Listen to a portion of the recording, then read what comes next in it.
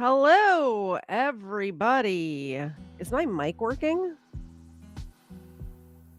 Can you guys hear me? Because it's showing that it's not working. I've had more mic issues. Let me know in the chat if you can hear me. We're going to get started. Uh, Either way. Oh, you can't hear me. Sweet. Let's turn my light on. How about that? How is everybody doing today? I'm so happy you're here. Little pre-Super Bowl. I was going to say shuffle, pre-Super Bowl shuffle. Do you guys remember the Super Bowl shuffle? Do you guys know what I'm talking about? That's the first video that we're going to play because I just thought of it. Let's see if I can find it. Super Bowl shuffle. So I grew up in Chicago, and I have a couple of football related stories, but we're going to start it off with the Super Bowl shuffle because I can't. It's my show. I do what I want. First, let's say hello to everybody in the chat. Yo, Mama. Hello, hello. Christo, good to see you. I'm glad you were able to come to game night last night. That was fun. One of these days, you need to get on air and actually play with us. Although you, Christo, are amazing in the phone a friend portion of the game night because you get it correct like 99% of the time. So maybe we need you over there. Number 2 and Patrick. Always good to see both of you. Erica. Hello, hello. Is anybody having a big sports ball party at their house right now? I'm not. I don't know about all of that. But I do have good snacks planned for this evening. So there's that. Joined with me as always is my co-host, Zena. Hey, Zena. We'll start you off with a cookie because Smith W donated right at the end of the stream. Not this past stream, the stream before that. And I told Smith that you would get a cookie the next time we went live, and then I neglected to do that. So Zena starts off with a cookie. Remember, guys, if you make a donation anytime tonight or buy any of the merchandise or anything like that, then Zena gets a milk bone on air. She appreciates it very much. I appreciate you. She appreciates you. This one is from Smith W. Do a little shake. Thank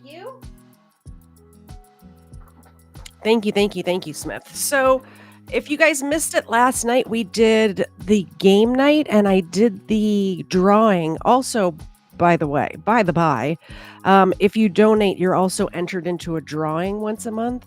And the winner of last night's drawing was Bandit. So congratulations to Bandit. We appreciate the support over here on the KDZ True Crime channel.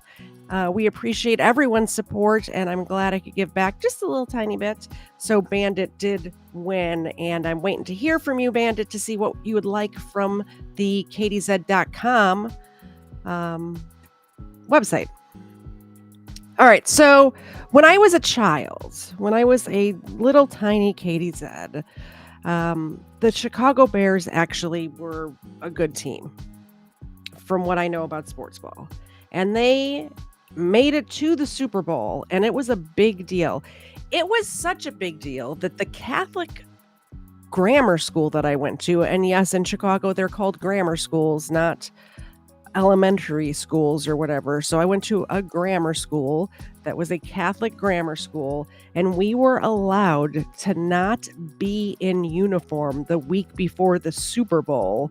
We were allowed to wear like Bears jerseys and things like that. And the quarterback that year always wore a bandana. The discount code is KT5 now, by the way. I see number 2 put the discount code is Iggy5. It's KT, the letter K, the letter T, 5 right now for 5% off at the merch shop. The quarterback that I want to say his name was McMahon, but he always wore a sweatband. And I can remember going to school with a sweatband on, and what would happen Let me take these off. What would happen is the sweatband would be on like this, and my hair would get like all puffed up, like weird, like this by the end of the day. It was hilarious. I wonder if there's pictures of that. I can remember coming home and looking in the mirror and going, oh my goodness, have I been walking around all day like this? Insane. So happy Super Bowl day. Here is the Super Bowl Shuffle.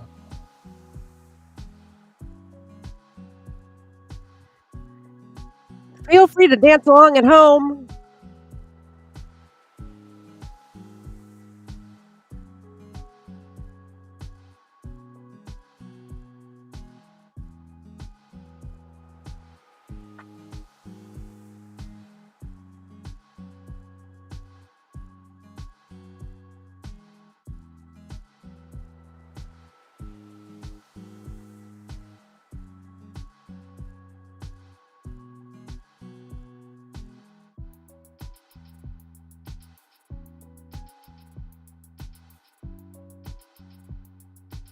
Can you guys not hear it? Oh, no, no, no, no. You have to hear it. That's the best part.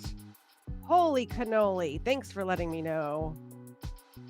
I'll start it over. So I was just dancing to nothing over here from your all's perspective. All right. I think you'll be able to hear it now. I probably could sing along this whole song, by the way. That's how popular this was. This is the Super Bowl Shuffle, Erica. In 1985, this was very popular in my hometown. Can you hear it now?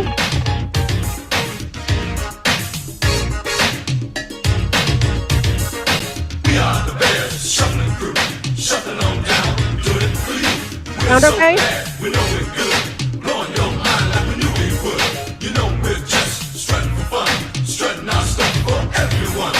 We're not here to start no trouble, we're just here to do the Super Bowl Shuffle. Well, they call me sweetness, and I like to dance. Running the ball is like making more mans. We had the goal since training camp to give Chicago a Super Bowl champ. And we're not doing this because we're greedy. The Bears are doing it to feed the needy. We didn't come here to look for trouble. We just come here to do the Super Bowl Shuffle. This is Speedy Willie, and I'm world class. I like running, but I love to get the pass. I practice all day and dance all night. I gotta get ready for the Sunday fight. Now I'm as smooth as a chocolate swirl. I dance a little funky, so watch me, girl. There's no one here that does it like me. My Super Bowl Shuffle will set you free. I'm Samurai Mike, I stop 'em cold. Part of the defense, big and bold. I've been jamming for quite a while, doing what's right and setting the style. Give me a chance, I'll rock you good. Nobody messing in my neighborhood. I didn't come here looking for trouble. I just came to do the Super Bowl Shuffle. We are the Bears, shuffling crew, shuffling on down, doing it for you. We're so bad, we know we're good, blowing your mind like we knew we would. You know we're just strutting for fun, strutting our stuff for everyone. We're not here to start no trouble, we're just here to do the Super Bowl Shuffle. They're all very bad at this. Great football players, not good at this.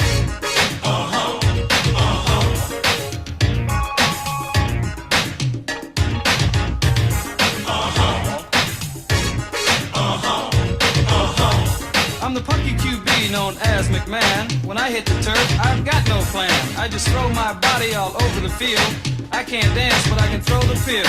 I motivate the cats I like to tease. Is it just me, or is he the best rapper so far up there? I wasn't expecting that. I don't remember that. But he's doing an okay job. I play so cool, I aim to please. That's why you all got here on the double to catch me doing the Super Bowl Shuffle. I'm mama's boy Otis, wanna be kind. The ladies all love me for my body and my mind. I'm slick on the floor as I can be, but ain't no sucker gonna get past me. Some guys are jealous of my style and class. That's why some end up on that. I didn't come here looking for trouble. I'm just getting down to the Super Bowl Shuffle.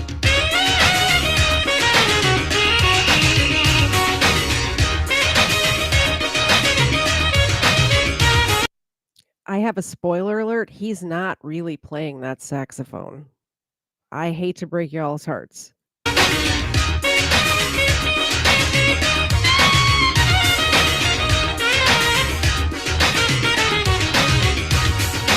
say Jimbo is our man. If Jimmy can't do it, I sure can. This is Steve, and it's no wonder. Oh, no. I run like lightning, pass like thunder. So bring on Atlanta, bring on Dallas. This is for Mike and Papa Bear Hallis. But I'm not here to feathers ruffle. I just came here to do the Super Bowl shuffle. I'm L.A. Mike and I play it cool. They don't sneak by me cause I'm no fool. I fly on the field and get on down. Everybody knows I don't mess around. I can break 'em, shake 'em any time of day. I like to steal it and make 'em pay. So please don't try to beat my hustle, cause I'm just here to do the Super Bowl shuffle. We are the Bears shuffling crew, shuffling on down, doing it for you. We're so bad, we know we're good, blowing your mind like we knew we would. You know we're just straight for fun, strutting our stuff for everyone. We're not here to start no trouble, we're just here to do the Super Bowl shuffle. The sack man's coming. I'm your man. Dent is a quarterback, so he's gonna get bent. We stop the run, we stop the pass. I like to jump guys on there. We love to play for the world best fan. You better start making the Super Bowl plan. But don't get ready or go through any trouble unless you practice the Super Bowl shuffle. It's Gary here, and I'm Mr. Clean. They call me Hitman, don't know what they mean. They throw it long and watch me run. I'm on my man, one-on-one. Buddies. Is it just me, or does that guy look exactly like the last white guy? Do all white people look the same? He looks exactly like that other guy. Guys, cover it down to the bone. That's why they call us the 46 zone. Come on, everybody, let's scream and yell. We're gonna do the shuffle, then ring your bell. You're looking at the Frizz, I'm the rookie. I may be large, but I'm no dumb cookie. You see me hit, you see me run. When I kick and pass, we'll have more fun. I can dance, you will see. The others, they all learn from me. I didn't come here looking for trouble. I just came to do the Super Bowl shuffle.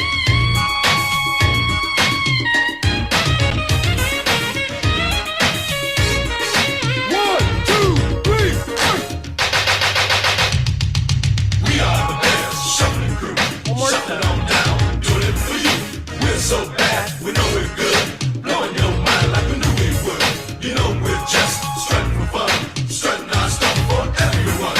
We're not here to start no trouble, we're just here to do the Super Bowl shuffle. We are the Bears shuffling crew, shuffling on down, doing it for you.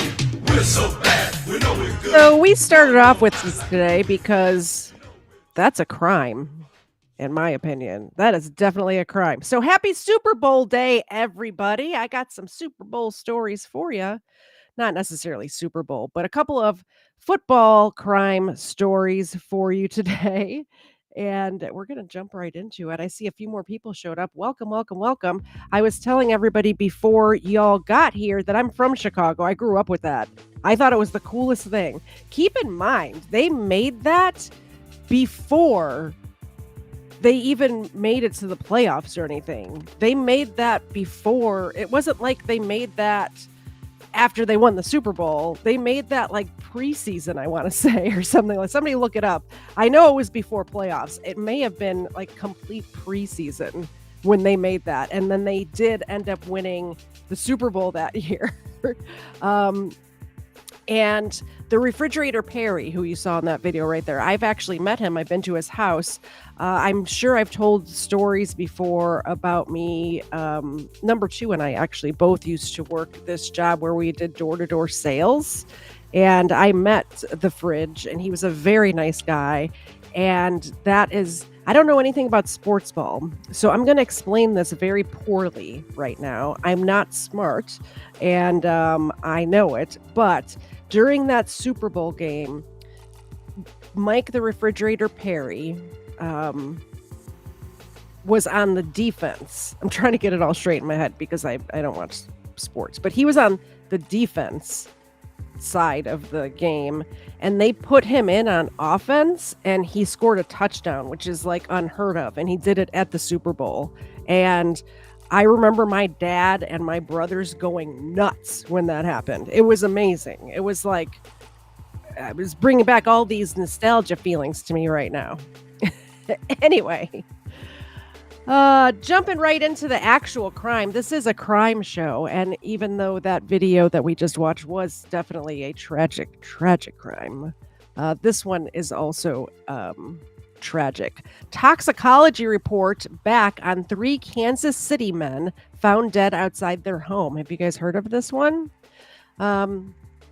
So basically, I'll just tell you the long and the short of it, and then we'll play the little video.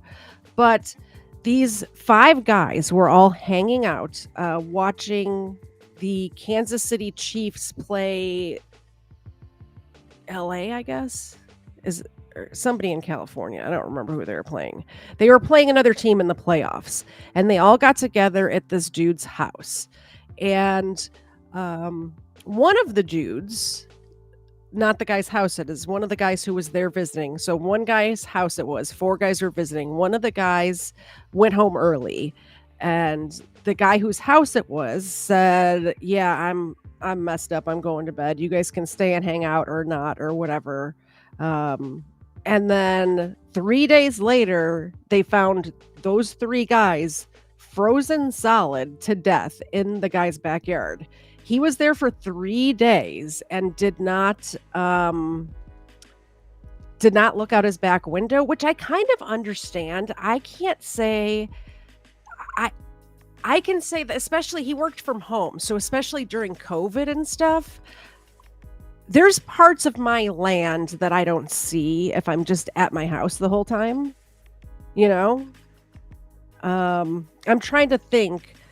Mainly the part of my house, my land that I see the most is out of the kitchen. There's a window in the kitchen above the sink, and I see that side of the house all the time.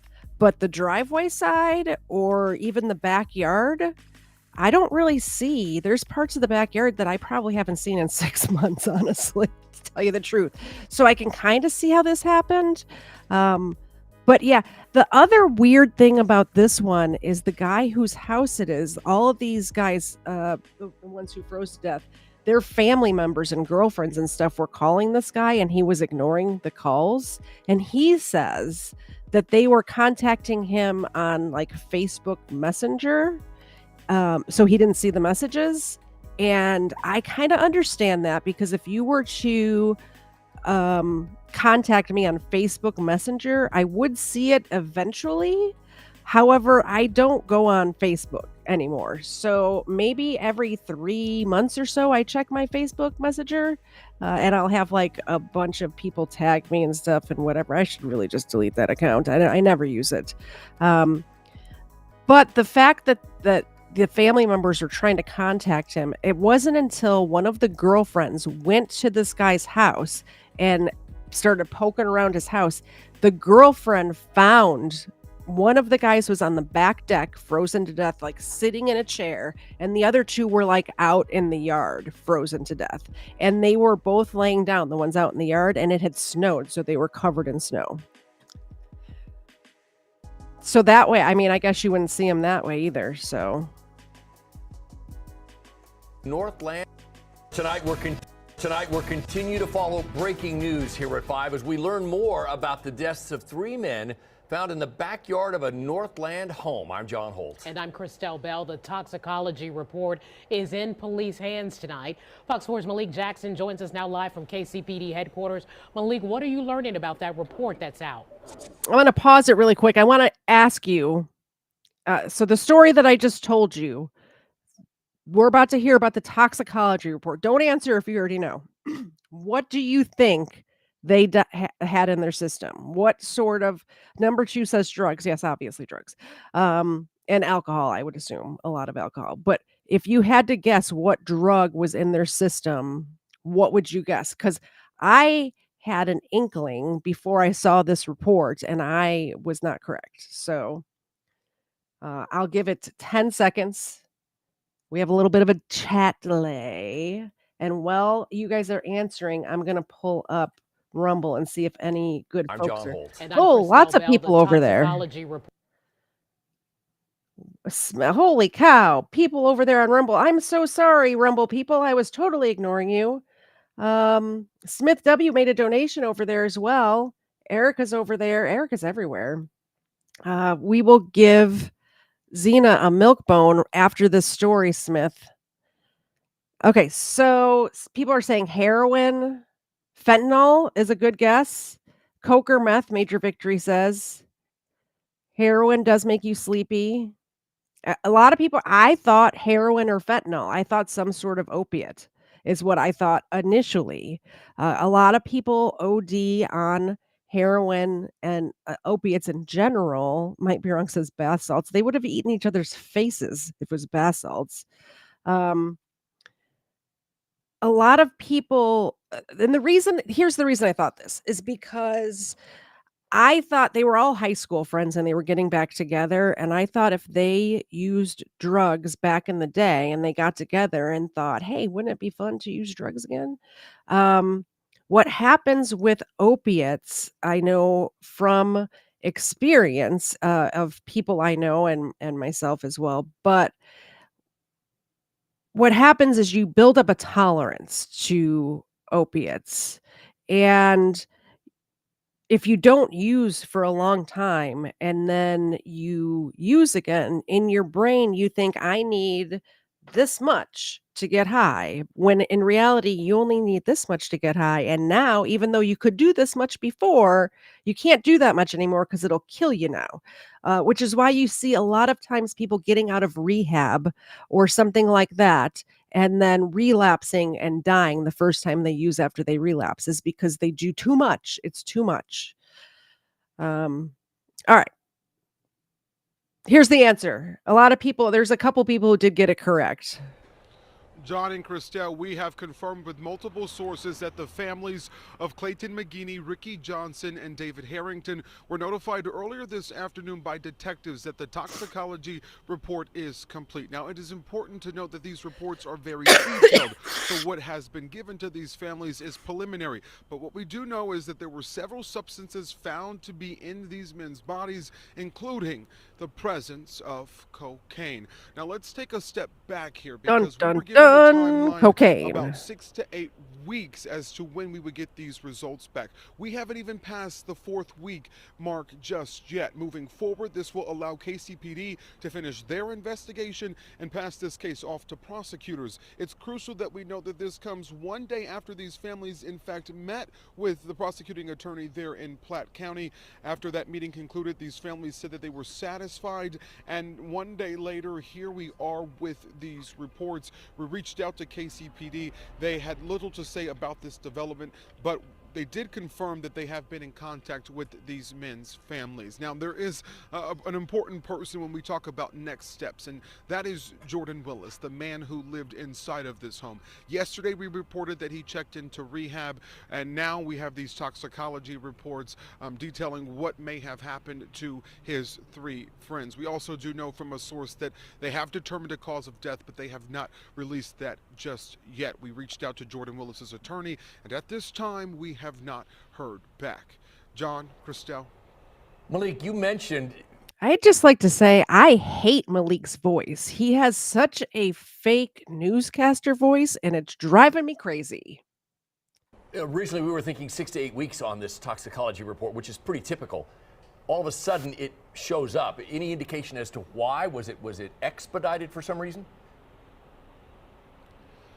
That's a question that we, at this time, really don't have an answer to because, as you know, through our reporting, we had reached out to the medical examiner multiple times, and each time we reached out, they had the same line that no one person's death is more important than another person's death. So this was going to take the standard amount of time, from 6 to 8 weeks. But as we mentioned, this is less than 4 weeks, and, you know, this case has drawn national attention, and it has been very important for police and for prosecutors to get these results as far as what the next steps would be. But again, you'd have to believe that they did expedite this process because from everything we heard since the day that these men were found is that these reports would take 6 to 8 weeks. But again, here we are, less than 4 weeks from when they were I can found tell in the you backyard why. of that Northland home. We have They did that because it was breaking news and it was all over the internet, so they rushed the results. That's why. these toxicology reports.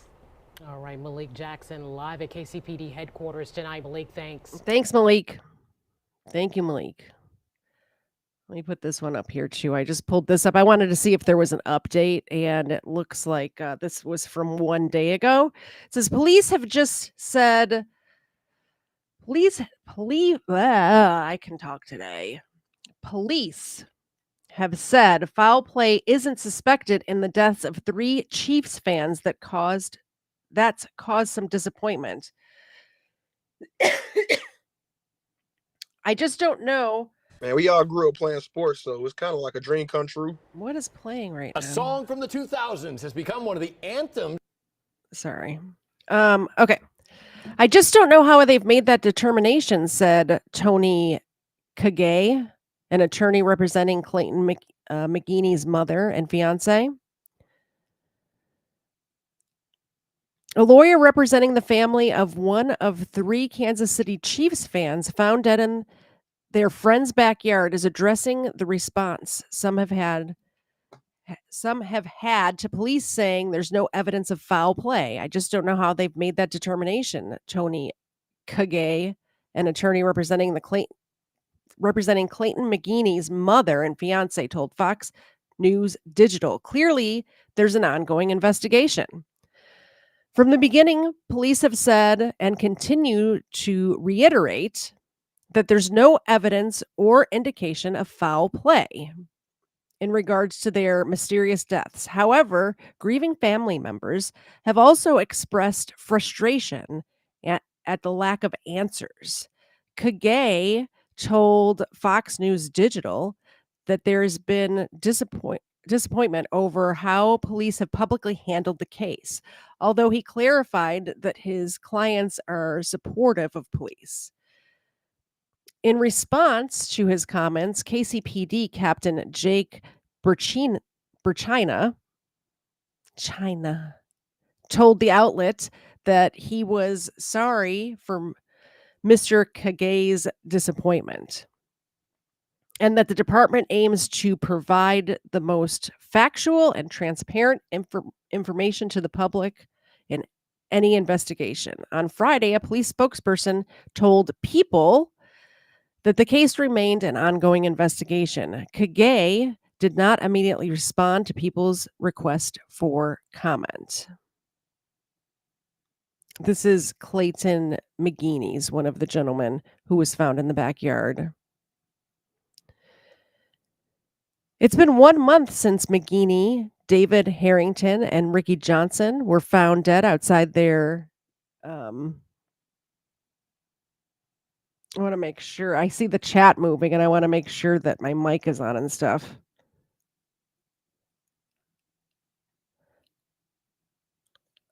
It has been 1 month since McGeeney, David Harrington, and Ricky Johnson were found dead outside their friend Jordan Willis's rental, 2 days after watching a Chiefs game together on January 7th. Officers found 2 other bodies in the backyard of Willis's home upon responding to the scene. Police previously told People. Police have repeatedly said that no foul play was observed or suspected, and that a cause of death will be determined by the medical examiner. John Picarino, I am killing these names, who represents Willis, previously told People in a statement that his client is unaware of how his friends died and is anxiously awaiting the results of the autopsy and toxicology report, which we just heard about the toxicology. The autopsy is not done yet, but the toxicology has been. Picarino also said that Willis did not notice the men dead in his backyard or their cars still in the neighborhood in the 2 days between the football game and the discovery of their bodies. Early toxicology reports reportedly indicated they had several substances in their system. Per Fox affiliate WDAF TV and TMZ, citing sources. Who cites TMZ as a source? Apparently People magazine does. However, the autopsy and official toxicology reports have not been made public. Meanwhile, the victims' families continue to question the circumstances surrounding the deaths. David's stepmother, Teresa Harrington, told News Nation's Chris Cuomo. Oh, that guy? I didn't know Chris Cuomo worked for News Nation. I thought did he get fired from CNN or something? I haven't kept up with Chris Cuomo since he had COVID in his basement a few years ago. Sorry, distracted. I got the squirrel syndrome over here. Last week that early toxicology reports made her feel as though there's more to the story. We keep getting answers and they're all still investigating, Teresa added. So there's something there that they're saying maybe that's not right as well. Nothing is adding up, Johnson's brother, Jonathan Price, previously told People. A spokesperson for the Kansas City Police Department told People on Friday that no additional details or reports have been revealed to the media. Both KCPD detectives and the Platte County Prosecutor's Office have been in touch with the deceased men's families and remain in contact with them as the investigation unfolds. All right. I am going to give Zena 2 treats, one from Smith, one from Erica. Thank you, thank you, thank you. And then I want to talk about this case because there's I've seen several commentators like, YouTube people, like people like me, basically trying to say that this guy murdered these people, and that doesn't add up to me. And I'll tell you why in 1 second after I give Zena some treats. Because Zena needs treats. Look at, she's sleeping over there. There's no sleeping in Crimeland. Zena, hi. This is from Smith. Ooh. I got this one from Erica. You want to do a touch? Good girl. Do you want to do a shake? Good girl. That's for you.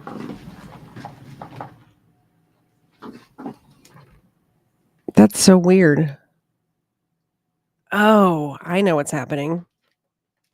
I have to switch microphones. Okay. So the guy is saying that he was drunk and high and he went to bed and he didn't know what happened to his friends. And everyone's saying like, well, how could you have not seen him? Like he was hungover, obviously. He said he was sleeping on and off for 48 hours after.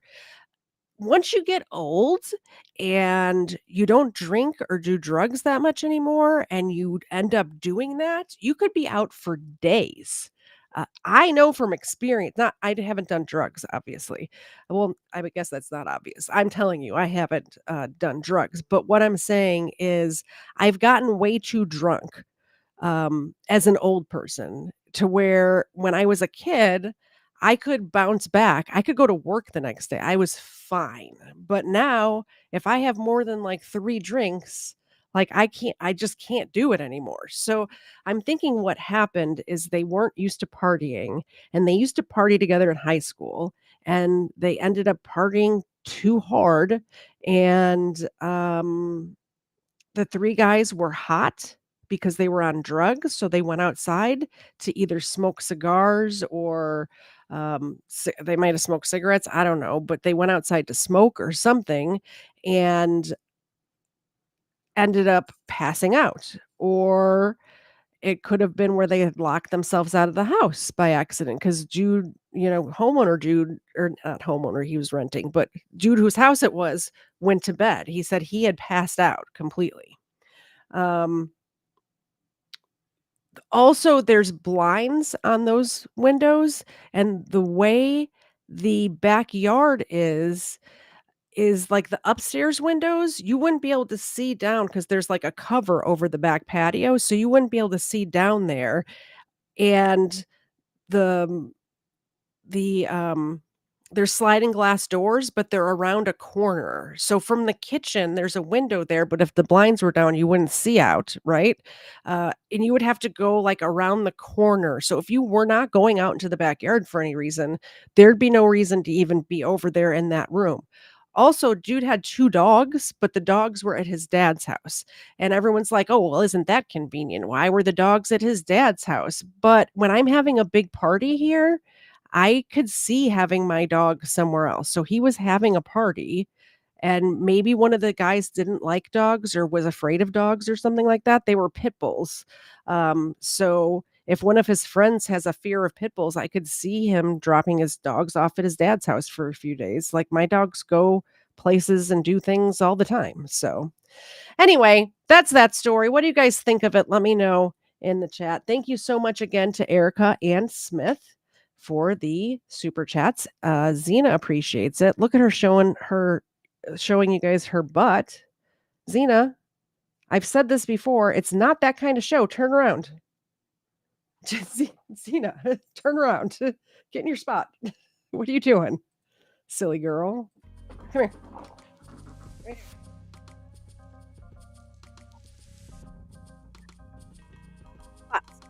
Spot. Thank you. My dog hear me. The father of a Super Bowl. One more football story. So this is Patrick Mahomes, which I guess he's the guy who throws the ball. He's the ball thrower of one of the teams that's in the Super Bowl tonight. And imagine, if you will, going into the biggest game of your life. From what I understand, this Mahomes guy is a good football player, so he's probably been in situations like this before. But he's close with his dad. I've seen interviews where his dad is on the field after the game and stuff like that. Like, imagine having to worry about your dad doing dumb stuff while you're trying to get your brain right to go into the biggest game of your life. It's sad. The father of a Super Bowl quarterback faces charges of driving drunk again. Police in Texas arrested Pat Mahomes Sr. Saturday. Mahomes Sr. is a former Major League Baseball pitcher. His jail records say he's facing a $10,000 bond and that this is his third DUI arrest, including one in 2019. His son, Patrick Mahomes Jr., is set to start the Super Bowl for the Kansas City Chiefs Sunday. Today, he faces questions and cameras for media night. Yeah, so that was just a little tidbit of a story that I saw that I thought was just very sad because, I mean, you gotta be able to concentrate on what you're doing, and, I guess they have to learn. I don't know what football players do. Who am I kidding? I assume they have to, practice and stuff. I don't know. What do football players do? I know the ball thrower throws the ball, right? Moving along. Target employee sentenced to 100 years for slaughtering his coworker over stolen lunch. What I would like to know from you, when I say you, I mean you, who's looking at me right now, what do you think was in the stolen lunch? It doesn't tell us in the story. I'm going to play the story for you, but I want to know what you think was in this lunch worth killing over.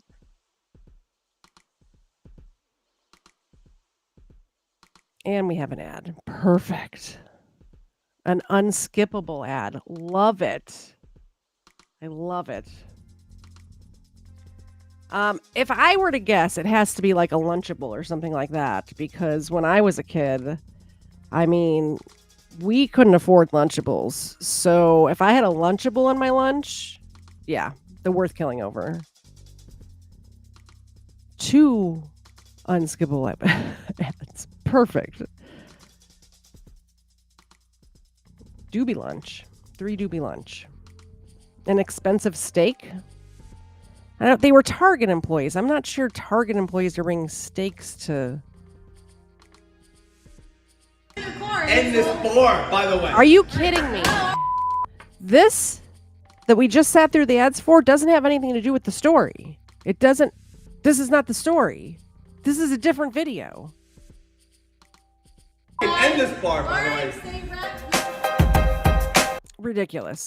Ridiculous. A former Target worker from Virginia has been sentenced to a century in prison for stabbing and bludgeoning to death a colleague whom he accused of stealing his lunch. So we don't even know if dude stole his lunch at this point.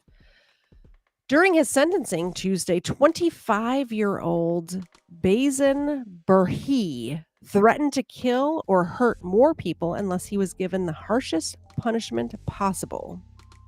Commonwealth's attorney Steve Descanto said in a press release.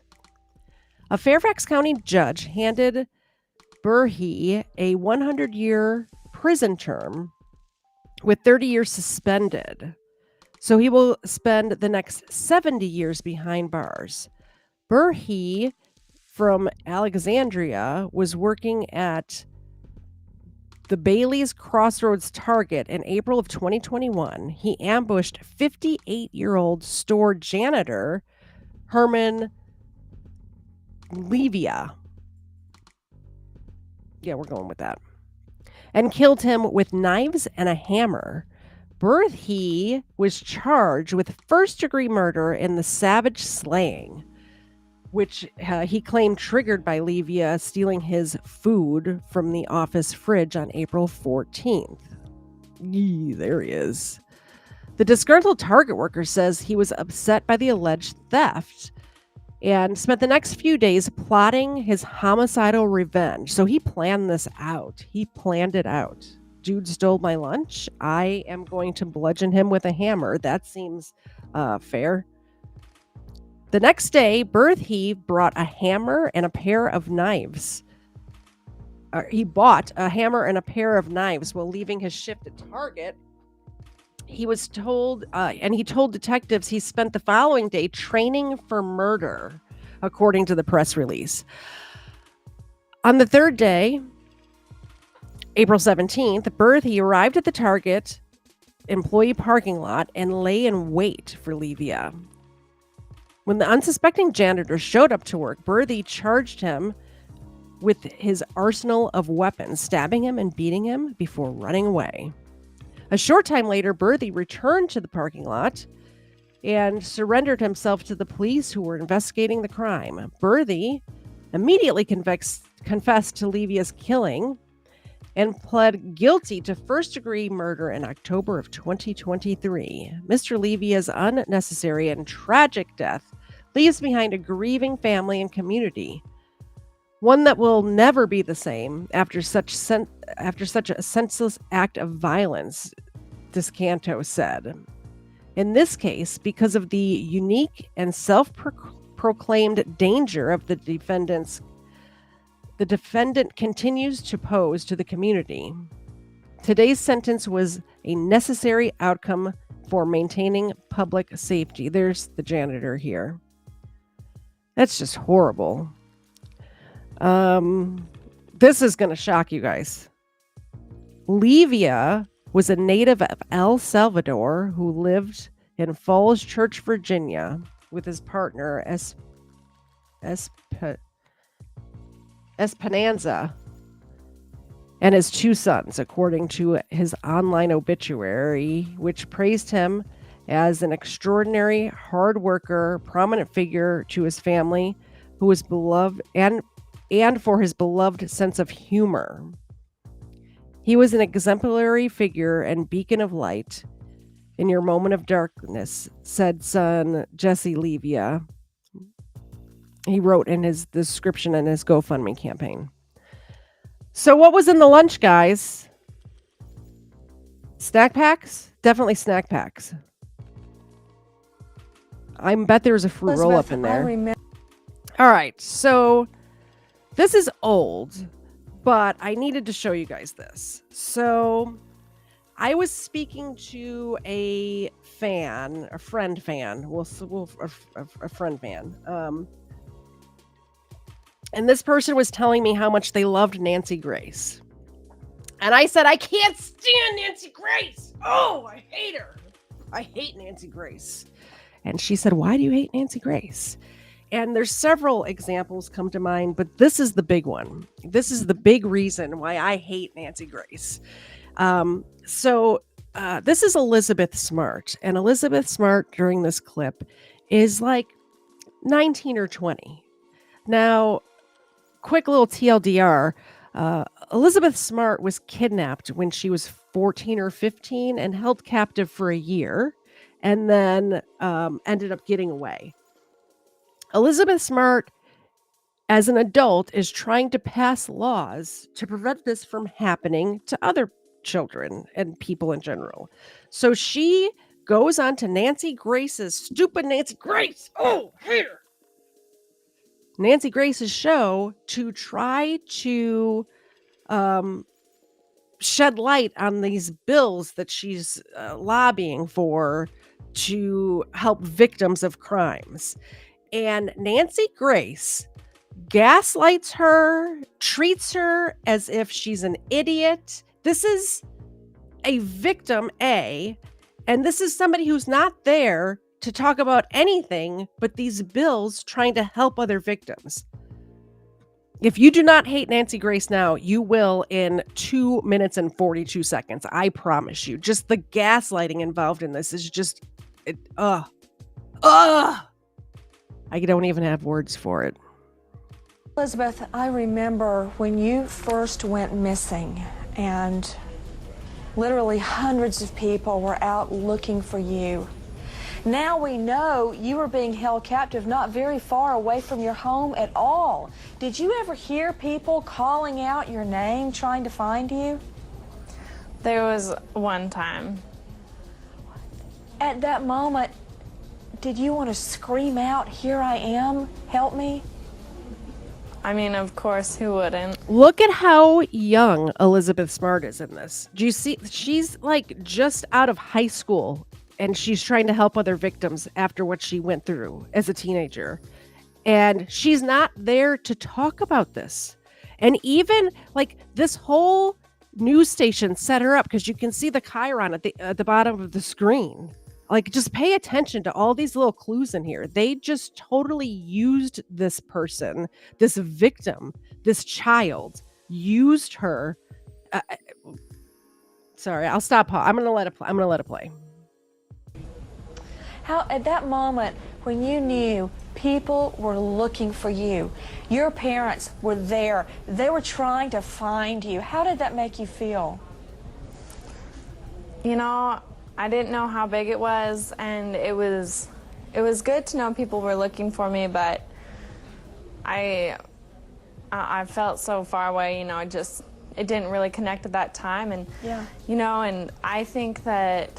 And you were such a little girl, Elizabeth. I mean, you were just 14 years old. Yeah. I mean, it's hard to expect a little 14-year-old girl to react the way an adult might imagine they would react under those circumstances. You were afraid, I assume. Yeah. Did your kidnappers tell you they would hurt you or your family if you tried to get away? Did you see that look? Like, Elizabeth looks off to whoever's there with her. I'm going to just rewind it. Look at, like, keep in mind, she's there to talk about a bill. They haven't gotten to it yet, but watch the look on Elizabeth's face right here. It would hurt you or your family if you tried to get away? You know, they did, and I really am here to support the bill. I didn't rewind it far adult enough. Might imagine they would react under those circumstances. You were afraid, I assume. Yeah.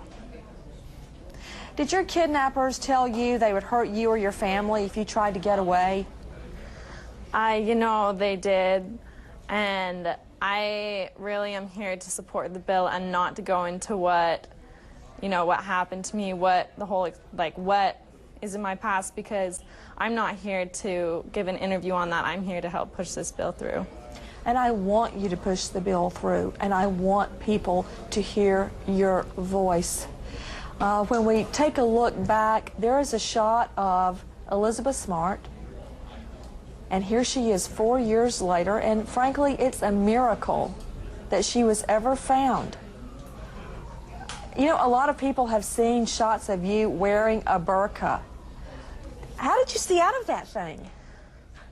You know, I'm really not going to talk about this at this time. I mean, that's something I just don't even look back at, and I really, to be frankly honest, I really don't appreciate you bringing all this up. I'm sorry, dear. I thought that you would speak out to other victims, but you know what? I completely understand. A lot of victims don't want to talk about it and don't feel like talking about it. Let's talk about the bill. I am seething right now. I'm sorry, dear. I thought you would want to help other victims. But apparently you don't want to do that. What the heck are you doing, Nancy Grace? Can you believe? First of all, yes, you can believe that that's Nancy Grace because this is how she is. This is who she is. This is how she always has been. But the strength of this child to stand up to Nancy Grace in this situation is just, I mean, I got, we're going back just a little bit because I want you to pay attention to the way Elizabeth puts her in check here because it's amazing. She's so strong. That she was ever found. You know, a lot of people have seen shots of you wearing a burqa. How did you see out of that thing? You know, I'm really not going to talk about this at this time. I mean, that's something I just don't even look back at, and I really, to be frankly honest, I really don't appreciate you bringing all this up. I'm sorry, dear. I thought that you would speak out to other victims, but you know what? I completely understand. A lot of victims don't want to talk about it and don't feel like talking about it. Let's talk about the bill. To Senator Hatch. Senator Hatch, you said you wanted... It's not that she doesn't want to talk about it. That's not what Elizabeth Smart has gone on. She's done documentaries. She's talked about it. That's not what she's on your show for right now, Nancy. That's not what she's here for, Nancy. Are you guys as bad as I am? Am I getting like overly like I don't know. Like that interaction, that 2-minute interaction right there just like really bothers me. Really bothers me a lot. And I have a true crime channel. I talk about victims all the time, but could you imagine me having somebody on and treating them like that? There's no way. I always try to keep the victims in mind when I'm covering a case. I want to know their side of the story. I want to know how they feel. But if they don't want to talk about it, they don't want to talk about it. All right, I need to bring it down. I need to calm down. Anyway, so by the way, the person who told me they love Nancy Grace, I love that person, and you're allowed to like whoever you like, and that's fine. I just want you to know why I don't like Nancy Grace. That's all. Yeah, Smart outsmarted Nancy. She did, but I just like she's so young there. It just bothers me that Nancy Grace she thought she was going to steamroll this girl. She really thought she was going to steamroll this little girl, and she wasn't able to. Good job, Elizabeth. Good job, Elizabeth. All right, this one hits close to home. I'm going to tell you guys a little story. So, headline, 2 shot at McEachern High School in Cobb County. Suspects on the run. Now, you guys know I have 2 brothers, one older and one younger. My younger brother went to this high school. He does not live here anymore, so this is not like doxing him or anything, but he did go to this high school. And when he was in high school, this is my little brother I'm talking about, not News No Enemy, who's my older brother, who you guys may know. You guys don't know my little brother. He worked at Walmart, as did I. I was in college at the time. He was in high school. We both worked at the same Walmart. We worked at Walmart together. It was a family thing. I worked at Walmart in college. I worked at Walmart for 5 years. So I was an assistant store manager, and he was like a stock person, like he stocked shelves. And part of his uniform is, at that time, we had to have khaki pants, a navy blue polo that said Walmart. And if we didn't have the Walmart polo, we had to wear a navy blue polo and a blue vest over it. And part of his uniform as a stocker, he had to have a safety box cutter. Now, what a safety box cutter is it's a box cutter, but the blade will only come out like this much. It just a little tiny bit, so you can't like stab somebody with it. It only comes out probably a half an inch, and it locks that, like you can't or it doesn't lock that way. There's a spring in it, so it cannot lock that way. So you have to be holding the little thumb thing the whole time. Anyway, so he was in the parking lot of this very high school, this exact high school that we're about to talk about, and had his safety box cutter on his fancy dancy Walmart belt thing with his, they have a holster for the box cutter and the scanner and stuff like that. He was wearing his box cutter and got arrested for having a weapon on school grounds, wearing his Walmart uniform. And now, 20 years later, or however long it's been, probably not 20 years, but however long it's been years later, this is the exact same high school. And we have no sound. Perfect. I'm getting there. Of McEachern High in Cobb County. So clearly a very alarming afternoon. We have learned that 2 non-students were involved in a shooting in the parking lot of McEachern High in Cobb County. Glad you're with us today for Channel 2 Action News at 4. I'm Justin Farmer. Good afternoon, everyone. I'm Linda Stouffer. Wendy Corona is off today. We'll get you the very latest on that breaking news right now. So here's what we have. News Chopper 2, live over McEachern High. There's this live look. You see the school buses there. So for the kids who normally take school buses home, they're going to be transported home on the school buses. For carpool and the kids who drive their cars, they are moving across the street to the Church of Latter-day Saints to make their way home.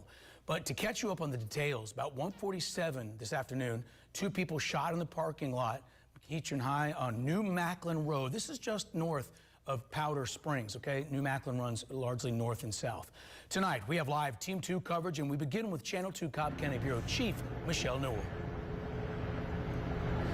Hey, Justin, spoke to a parent who tells me she sees these things on the news all the time. She never expected to get the call from her son as he was in. It's so weird because I pass this intersection all the time when I'm headed over. Like, my mom lives on the other side. Like, she doesn't live near me, but on my way to my mom's house, I pass this intersection. It's just, it's kind of freaky. I actually called my mom that day. I saw this. Somebody had sent it to me. Our Volt, I think, might be in the chat right now, sent it to me on Twitter. And I called my mom when the day that this happened to tell her, I mean, she doesn't live close enough where like she would get a straight bullet or anything like that from this. But if she was going out to avoid this intersection, that's how close it is to her house. The basement on lockdown when all of this was happening. I want to show you where I am right now. We are here live along New Macklin Road. You can see police blocking off an area. We are less than a mile away from the high school. We want to show you this video of the shooting posted all over social media. You heard the police chief say he has seen this video. We counted at least 9 people in the school parking lot. Many are wearing hoodies. It appears some are wearing masks. You can see shots fired. Someone falls to the ground. We know 2 young people were shot. They are not students and don't have life-threatening injuries. The campus was on code red. I spoke to a student who managed to leave campus after the shooting happened. I also spoke to a parent whose son heard the gunshots and ran into the school. Most of the entrances and exits were blocked, so I didn't know what to do, but the cops are just running. They're running by, and they're like, everybody leave, get out of here. He was in the theater class, and they went down to the basement, told him to lock up, and so they're just trying to figure out what's going on. Back out here live again, less than a mile away from the school. Here you can see police officers blocking down part of New Macklin Road. As we heard school officials and the police chief say, school buses are running again right now. Parents in the process of reuniting with their children not too far away from where we are now. Obviously, a lot to learn as the shooter's still out there. Reporting live from Cobb County, Michelle Newell, Channel 2 Action News. And just a couple of minutes ago, the police chief confirmed they are working on suspect descriptions. They've been going through that video as well. But it was interesting to hear the chief talk about the heroes who ran into the school even before they knew if this was an active shooter situation. Michelle, the chief making it clear it was never an active shooter situation. Well, there was a shooter and he was active, so the unexpected can happen to I noticed they didn't show the video in the thing, but I did post it to my Twitter the day that it happened. So it's just a very short video, but the description of the people are right here in this video because somebody like pulled out their phone and recorded it. They trying to jump my nigga. You're right, Cody. Niggas holding each other's straps. Oh, shit! That's it. They trying to jump my nigga. And you can see like somebody on this side pulls out a gun and then somebody on this side. They're basically like cross-firing at each other. They trying to jump my nigga. You're right, Cody. Niggas holding each other's straps. Oh, shit! So that's it. That's just how the neighborhood's going now. They trying to jump my nigga. You're right, Cody. By the way, if you don't follow me on Twitter, what are you doing with your lives? It's at It's Katie Z over there on Twitter. I am active on Twitter, so come on over there. What's funny? This meme right here is about the story that we're about to go to next. So it says, "Are you winning, son?" And it's the famous meme, but the dad has no head. Let's get to that story.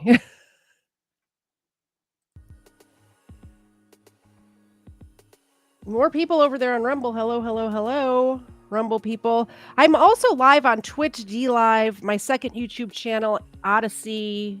I think that's it. Oh, and I'm live on Twitter right now too. So I don't have most of those chats also go to the main chat here. You'll see it'll say Restream bot, and it'll be a different platform like Restream bot Twitch, Restream bot DLive or whatever. So if anybody's watching over there and you're not chatting, you can chat and it will show up on the screen. The only ones that do not are Odyssey and Rumble, but I do have the Rumble chat open here. I'm pretty sure Odyssey is kind of dead, but I'm logged on to there, so I post there too. Why not, right? Pennsylvania man arrested for alleged decapitation of his federal employee father, holding the severed head up in YouTube rant. Now, alleged decapitation of his father. I watched the video, guys. I have the video. It's been taken down from YouTube. I snagged it before that happened. We're not going to show it, obviously. This guy is unhinged, by the way. Unhinged. And I don't know why they have to say alleged when there's literally a video of him holding up his dad's head. And this, like, why does it still have to be alleged in that case? I'm not sure. This is the head of Mike Moan, a federal employee of over 20 years and my father. He is now in hell for eternity as a traitor to his country, he said. The suspect was known to the FBI. Police have arrested a Pennsylvania man who is suspected. Sorry, I got distracted by my own brain. It happens. If it doesn't happen to you, good for you. It happens to me. Police have arrested a Pennsylvania man who is suspected in the decapitation of his 68-year-old federal employee father. He then displayed the head on YouTube. 32-year-old Justin Moan ranted against the federal government and the Biden administration on the streaming platform.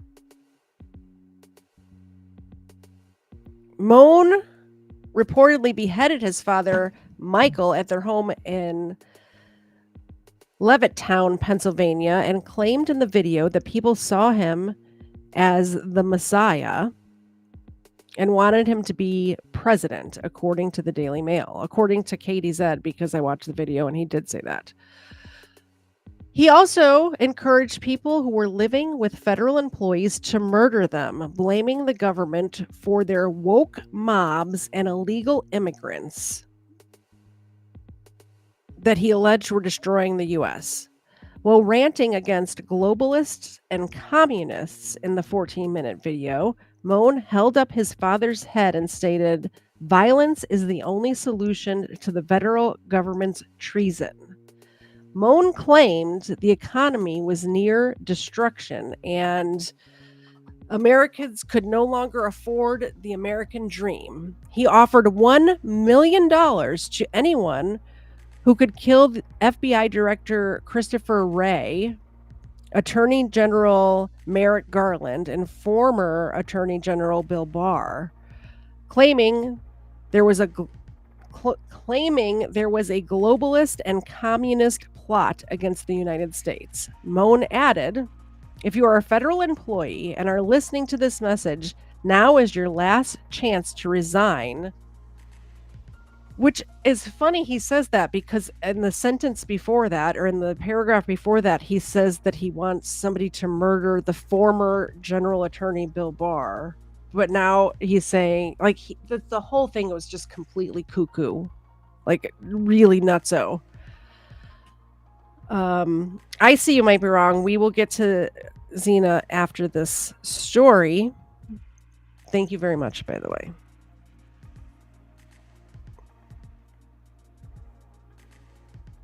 Now is your last chance to resign from the side of the traitors and join the countrymen in taking back your country, or else this is your fate. And then he held up the decapitated head. The second time he held it up, like the video, he holds the dad's head up just in a plastic bag at the beginning, and the second time during this sentence, he's got it what looks like. Do you guys have an Instapot? I have an Instapot, and it looks like the inside of the Instapot, like that pot. It's like a silver pot, and it looks exact. I wouldn't be surprised if it was like an Instapot, like the inside of it looks exactly like that. So he holds it up and like tilts it towards the camera in the second shot. I'm scarred from watching that, by the way. Do not recommend. He declared, "This is the head of Mike Moan, a federal employee of over 20 years, and my father. He is now in hell for eternity as a traitor to his country. I urge the U.S. Postal Services to suspend their services at this time, split from the federal government, and join your countrymen, or else I cannot offer federal postal workers any protection." I don't understand what the post office has to do with it. I guess just because they work for the federal government. Listen to me trying to understand this guy. Like, nobody's going to understand this guy. I don't think anybody completely understands, so I'm going to stop trying. Moan slammed tax evading tech companies and the U.S. prison system, claiming, "So long as Americans support me until the country is secure and we cannot hold legitimate elections, these demands will be met to restore our economy, revive our once great cities, and return to our ideological and moral roots as Judeo-Christian nation, as a Judeo-Christian nation. Under my leadership, I will also authorize America's police and leadership to use whatever force necessary to protect and take back America's cities from fifth column extremist organizations such as the LGBTQ community and the Black Lives Matter movement, and terrorist organizations such as Antifa." I just remembered I also posted a small video about that, but let me see if I can find it. Hold, please. Hold, please. I edited it so you can't see the gruesome part, but just so you can get an idea of what was going on in this video, I think it helps to be able to see what was happening. Here it is. If you're not following me on Twitter, what are you doing? You want the breaking news? I got the breaking news. This is just a minute. He is now in hell for eternity. This is just a minute of it, and it is not the gross part. So, just so you guys know. As a traitor to his country. He is now in hell for eternity as a traitor to his country. It is said that those who commit treason and betray others occupy the lowest pits of hell for all time. The federal government of America has declared war on America's citizens and the American states. America is rotting from the inside out as far-left, woke mobs rampage our once prosperous cities, turning them into lawless zones. Taxpayer dollars are printed and used for anything but the taxpayers, with little to no accountability, which has inflated the economy to near destruction and has made it so most Americans can no longer afford the American dream. Meanwhile, a fifth-column army of illegal immigrants infiltrates our border, and if the traitorous Biden regime is successful in sending America's military overseas to fight for Ukraine and die in a Russian winter, just like every other military who has ever fought Russia in the winter, then America will be less protected when the fifth column of illegal immigrants strikes Americans on our own soil. My name is Justin Moan. I'm the commander of America's national network of militias, which you may know of as Moan's Militia. Nobody's heard I of you, now dude. give the following order. Nobody's heard of you. He's acting like he's somebody. He is now in hell for Anywho. So that happened. Crazy, right? So, give me 1 second. Now that you know that happened, this, where is it? This this meme makes more sense now, doesn't it?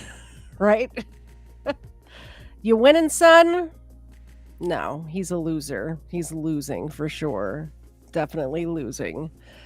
We're going to give Xena a treat, and I'm going to say hello to the Claw. It was good hanging out with you last night. If you guys don't know, we do a game night here every month on the KDZ channel. And if you remember, you're welcome to join and play along. Yesterday, the Claw was there along with Hezekiah, Mr. Zed, Erica was there, Ray was there. Am I missing anybody? Regardless, Ray won, and she picked out a prize from KDZ.com, and I'm going to be sending that to her. She picked out a coffee mug. So let's give Xena a treat from, might be wrong. Hey, Xena, wake up. Wake up, girl. This is from Might Be Wrong. This is from Might Be Wrong. Hopefully you get to meet Might Be Wrong someday. What do you think of that? Yeah? Good stuff? You want to do a shake? That's a good girl. Thank you, thank you. All right, we are back. We are back. So, couple more. I have to log in real quick before I show my screen. Oh, I can't log in because I'm already logged in a different. All right. That's fine. We'll do that. Okay.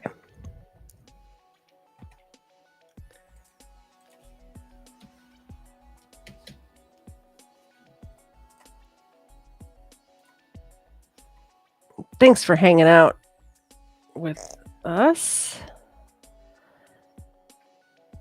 All right. So, since we're taking a little break to give Xena treats, I wanted to show you guys I'm doing a rebrand of the Crimeland. And I actually put together a new logo, and I wanted to show you guys. I got it up today at kdz.com.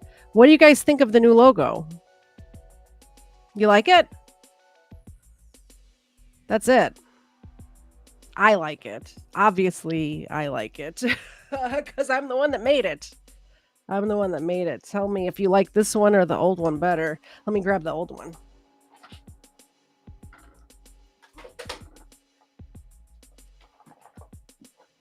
This is the old one.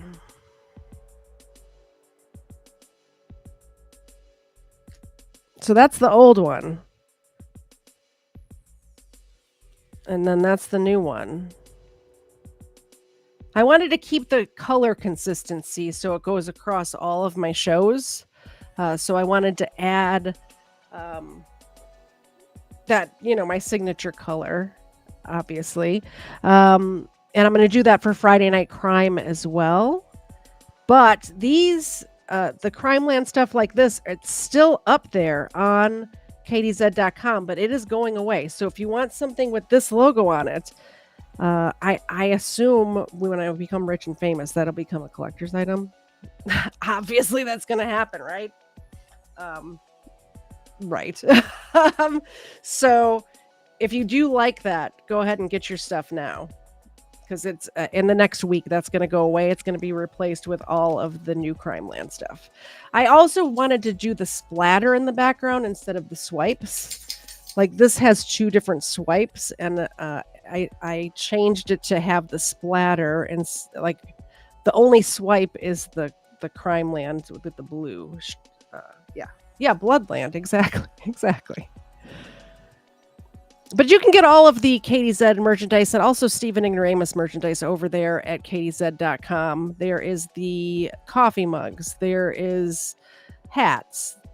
Keep in mind, everything over here is just a smidge over what it costs to make. So you'll notice some people will have $50 t-shirts on their website. All of mine, they cost me like $18 and I sell them for $20. So they're basically at cost. All of the stuff over there is. So go ahead and get that. I need to get myself one of these because that little book that I was using for, to do the names in the drawing. Speaking of, if you donate, everybody who donated today is going to get their name in the drawing. But I ran out. So I've been taking like little pieces of notebook paper and cutting them up, which is just annoying. So I think I'm going to get one of these cubes and do that. Maybe I'll do the new Crimeland logo on one of those cubes and get that. Anybody who has gotten merchandise or ordered merchandise, send me a picture of you with your merchandise because I'll add it to the slideshow. Oh, there's the new Crimeland shirt as well. It comes in all different colors. I like the yellowy, orangey type colors personally, but you can get it in all the different colors. All of them. Asphalt, black. It looks pretty good in black too. I like the purple in this one as well. And I'm not usually a pinky purple type of person, Anyway, I just wanted to point out the new merch.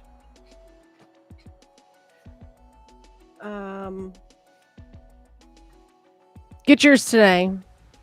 Actually, don't get it right now. I'm gonna find a video to play, and I'm gonna create just for people who are watching right now. I'm going to do like a 24-hour with a better discount than 5% because of the new merch drop. So if you're thinking about ordering, I'm going to do a 10% off discount here in a second. All right. Next story. Bam. Just in. 11-year-old boy is hunted down and shot in Atlanta, Georgia, right next to a busy road. Atlanta is a mess. That's an understatement. Video footage shows the young boy running through a parking lot near Martin Luther King Drive. It's always Martin Luther King Drive, isn't it? Police officers arrived at the scene and found the boy with 2 gunshot wounds. He was taken to the hospital. Atlanta Police Department has not found the suspects and only describes them as 3 black males. Is there sound in this? There's not. Wow. Holy cow. Did you guys see that? What is happening?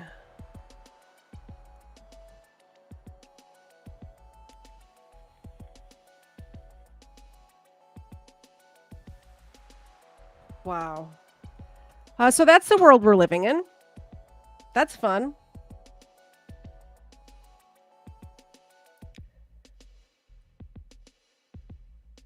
Six bodies found in the Mojave Desert. Calvin, a gruesome mass murder mystery is unfolding tonight in the Mojave Desert. 6 people are found dead. I'm going to let this play and get that discount code for you guys. The Mojave Desert, is that Arizona? Somebody tell me in the chat. I think it is. Or is that the Sonora? I don't know deserts. I'm not a desert girl. Somebody let me know in the chat where the Mojave Desert And is. a gruesome mass murder mystery is unfolding tonight in the Mojave Desert. 6 people are found dead in a remote area north of Victorville. The victims discovered near 2 bullet-riddled vehicles on a dirt road outside the community of El Mirage. Some of the bodies had been burned. What's unclear tonight, who are the victims, who is responsible, and what led to the massacre. Our John Fenolio is live at the San Bernardino County Sheriff's Department substation in Adelanto with the latest on the investigation for us tonight. John. Sharon, Micah, that's right. This was a horrific discovery. That crossroads in the Mojave Desert remains an active crime scene at this hour. Tonight, the San Bernardino County Sheriff's Department Special Investigations Division is leading the case, but many questions remain unanswered. A horrendous discovery in the high desert. Bodies found scattered along a desolate dirt road, along with a white van and a dark blue SUV riddled with bullet holes. Several of the bodies appear to have been burned. A crime scene so grisly, we can't show you every image. San Bernardino County Sheriff's deputies responding around 8:15 last night to the remote intersection of Lessing Avenue and Shadow Mountain Road, just off Highway 395, about 12 miles north of Victorville.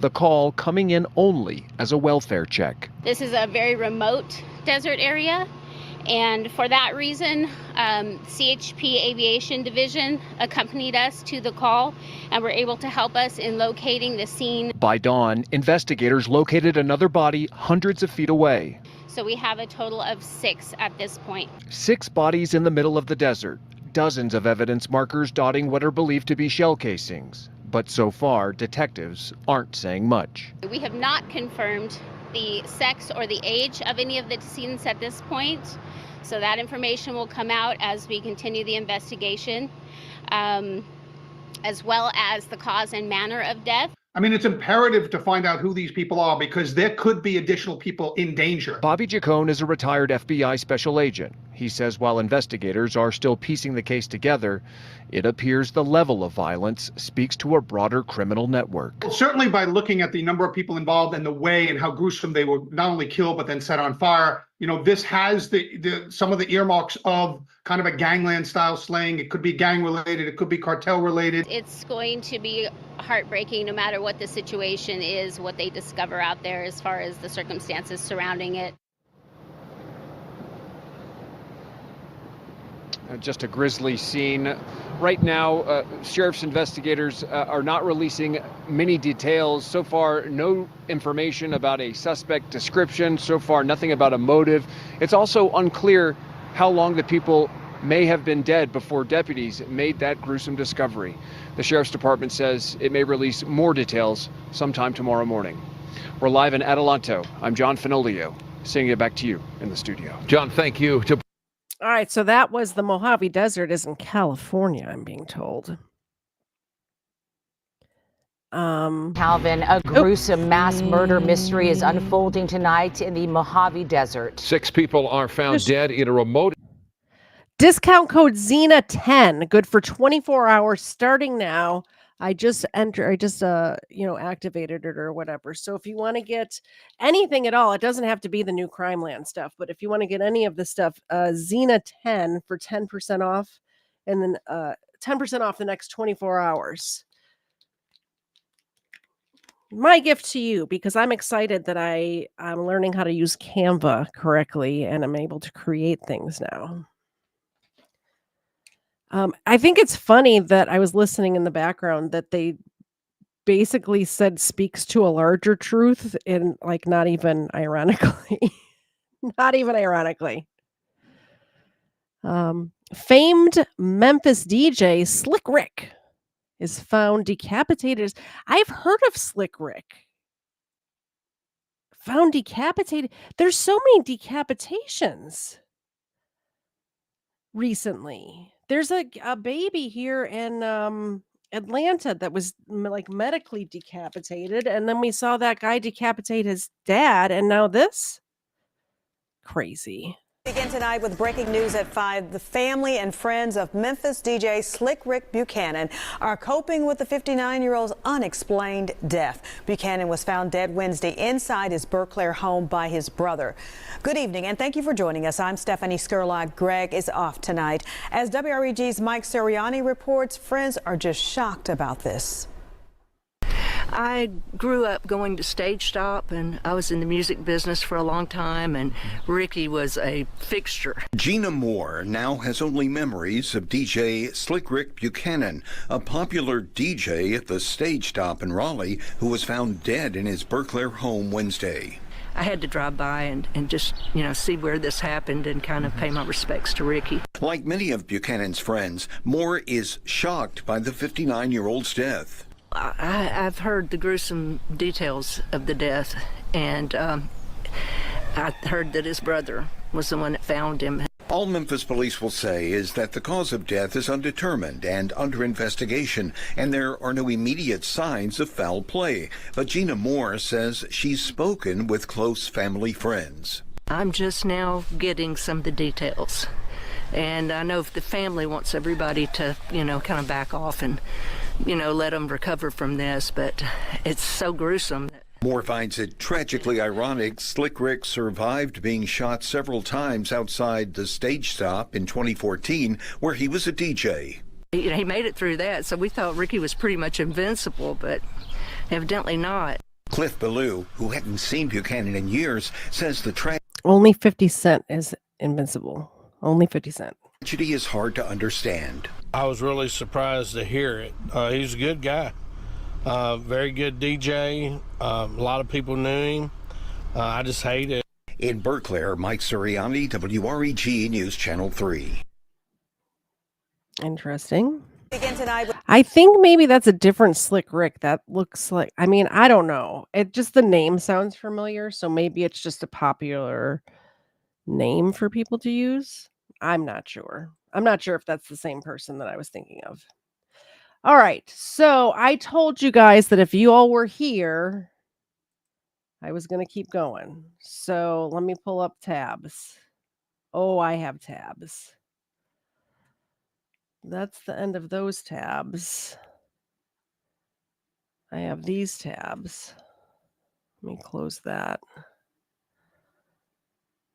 Close those tabs. Let me show you the tabs I have. So I have the ones that I just pulled up, along with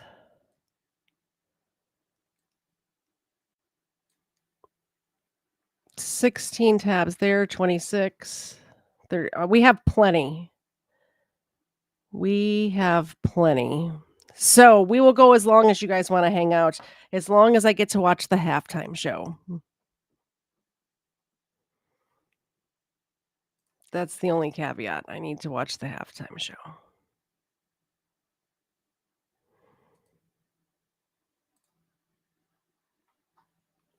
Sexual predator and a former Yo. New Orleans model, perhaps best known for Settle down there, his role in sister. sexual predator. Well, I guess we will go with that one first since these are still loading. Oh no, they're here. Okay. Escaped inmate facing child sex charges in Tennessee captured in Florida. Nashville, Tennessee, an escaped inmate accused of sexually assaulting multiple victims in Tennessee has been captured in Florida after being on the run for over a month, authorities say. Sean Williams, 52, was arrested without incident Tuesday in Florida's Pinellas County after being spotted and tracked down by a canine officer and his partner. The FBI in Knoxville said in a social media post, "We're really getting information from the FBI via social, like Facebook posts. That's the world we're living in right now, in case you guys were wondering." Williams was in federal custody on 3 counts of production of sexual abuse material and 1 count of distribution of cocaine and is now facing an escape charge, the FBI said. Let me know in the chat if you think that there's some countries where escaping from prison or trying to escape from prison does not give you an extra charge because they said, I think it's Germany, I could be wrong. It's human nature to try to escape from captivity. So if you do try to escape, there's no extra charges. Let me know if you think that there should be extra charges for trying to escape or if there should not be extra charges for trying to escape. A former businessman from Johnson City, Tennessee, Williams also is facing state charges including child rape, aggravated sexual battery, and especially aggravated sexual exploitation, court records show. In addition, 2 lawsuits accuse him of drugging and raping multiple victims in East Tennessee. In the East Tennessee community for years, claiming local police did little to investigate him. So they're blaming the Johnson City Police Department for not investigating this guy, apparently. Which is interesting because you would think if they knew about it, they would, but maybe they just didn't know about it. I'm not sure. I'd have to do a deep dive. I travel to Johnson City, Tennessee quite a bit, and it's kind of scary that these sort of people are just hanging out there. It's always such a nice community, and people are very nice there. Ooh. Williams escaped from a transport van October 18th en route from a Kentucky detention facility where he was held after a previous escape attempt in Tennessee to the federal courthouse in Greenville, Tennessee, according to the FBI. A criminal complaint says deputies found Williams missing and the back window of the vehicle had been kicked out after arriving to the courthouse. Williams, who's originally from Florida, had stolen a car in Greenville and was later spotted by an officer in Pinellas County who unsuccessfully pursued the vehicle. U.S. Marshal David Jolly told WCYB-TV Williams was later recognized by a store clerk and, after fleeing from the store, was tracked to a hiding spot under a tarp and arrested, Jolly said. The manhunt unfolded after police in North Carolina earlier this year said they found evidence of Williams himself apparently documenting dozens of sexual assaults. According to the state court search warrant, in April, a Western Carolina University police officer found Williams in a car. Well, he had an outstanding arrest warrant. Inside the car, the officer found digital storage devices with photos and videos of 52 female victims being sexually assaulted by Williams at his Johnson City apartment. Well, they were in an obvious state of unconsciousness. This is horrible. With many of the videos stored in labeled folders. Well, he was organized.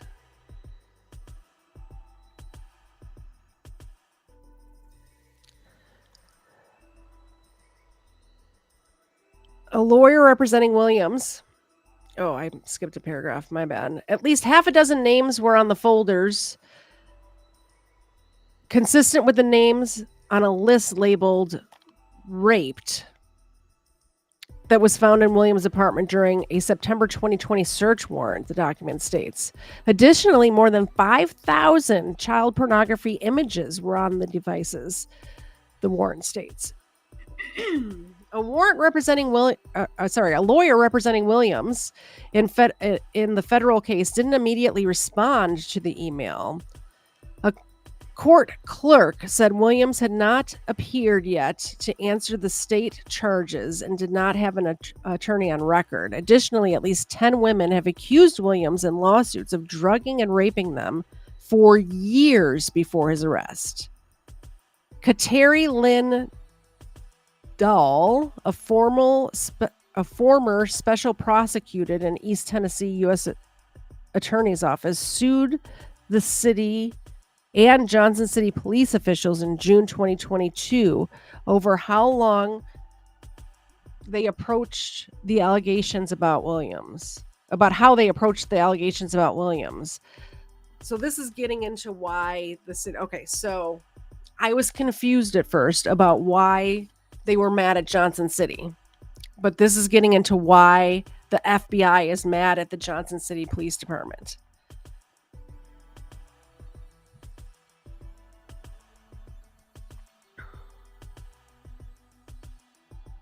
Dahl's federal lawsuit alleges that she had substantial evidence that Williams had been dealing drugs and was credibly accused of sexually assaulting and raping multiple women, and that Johnson City police refused her plea to investigate further. When Dahl secured a federal indictment and arrest warrant on a minor federal ammunition charge in 2021, the lawsuit says, local police delayed and botched the arrest, letting Williams flee. Dahl was in a position coordinating between the city and the U.S. Attorney's Office. The then police chief terminated her contract, citing failures to indict in other cases. This guy's being protected for some reason. Are you guys hearing what I'm hearing? The city is protecting this guy for some. She's going after him, and they fired her. Wow.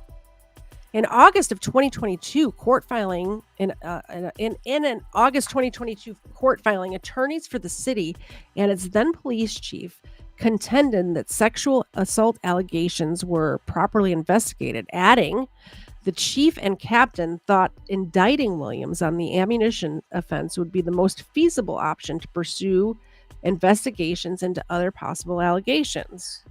Additionally, numerous Jane Doe plaintiffs filed their own lawsuits in June, claiming Johnson City police received reports alleging Williams had tried to drug and or sexually assault them in his apartment, but officers treated him as untouchable. That's what it sounds like to me, doesn't it?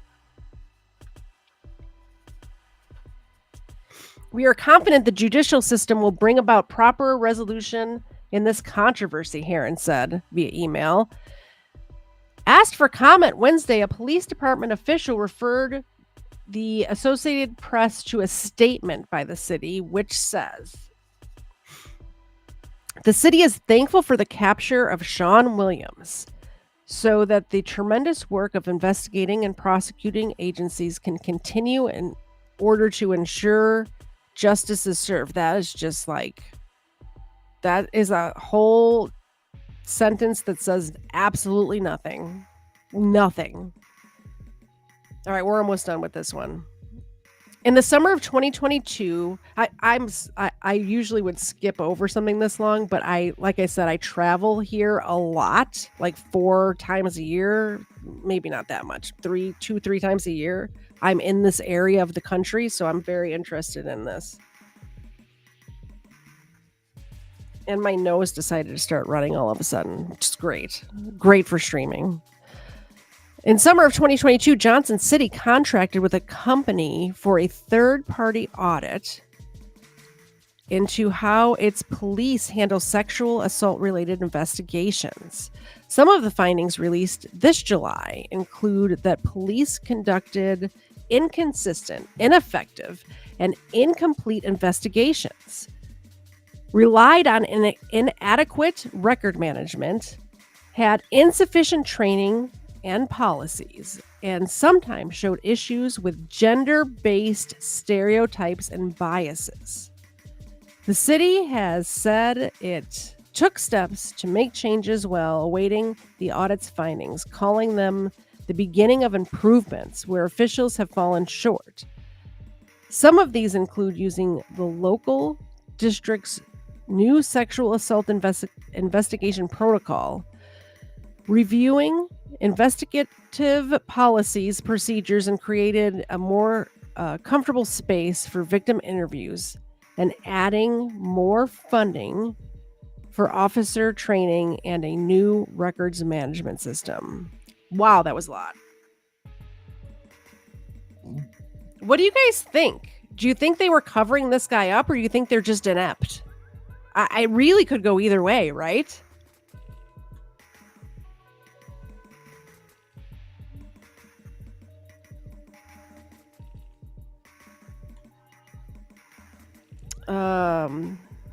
Next, let me check in on the chat really quick because I was just staring at my screen for a long time. Who's here? I think I saw Kfar scoot in here. Surrender Monkey, good to see you. Good. Hey, Kfar. I'm going to text you after my show. Well, the Super Bowl's on. I might text you tomorrow. I got questions for you, man.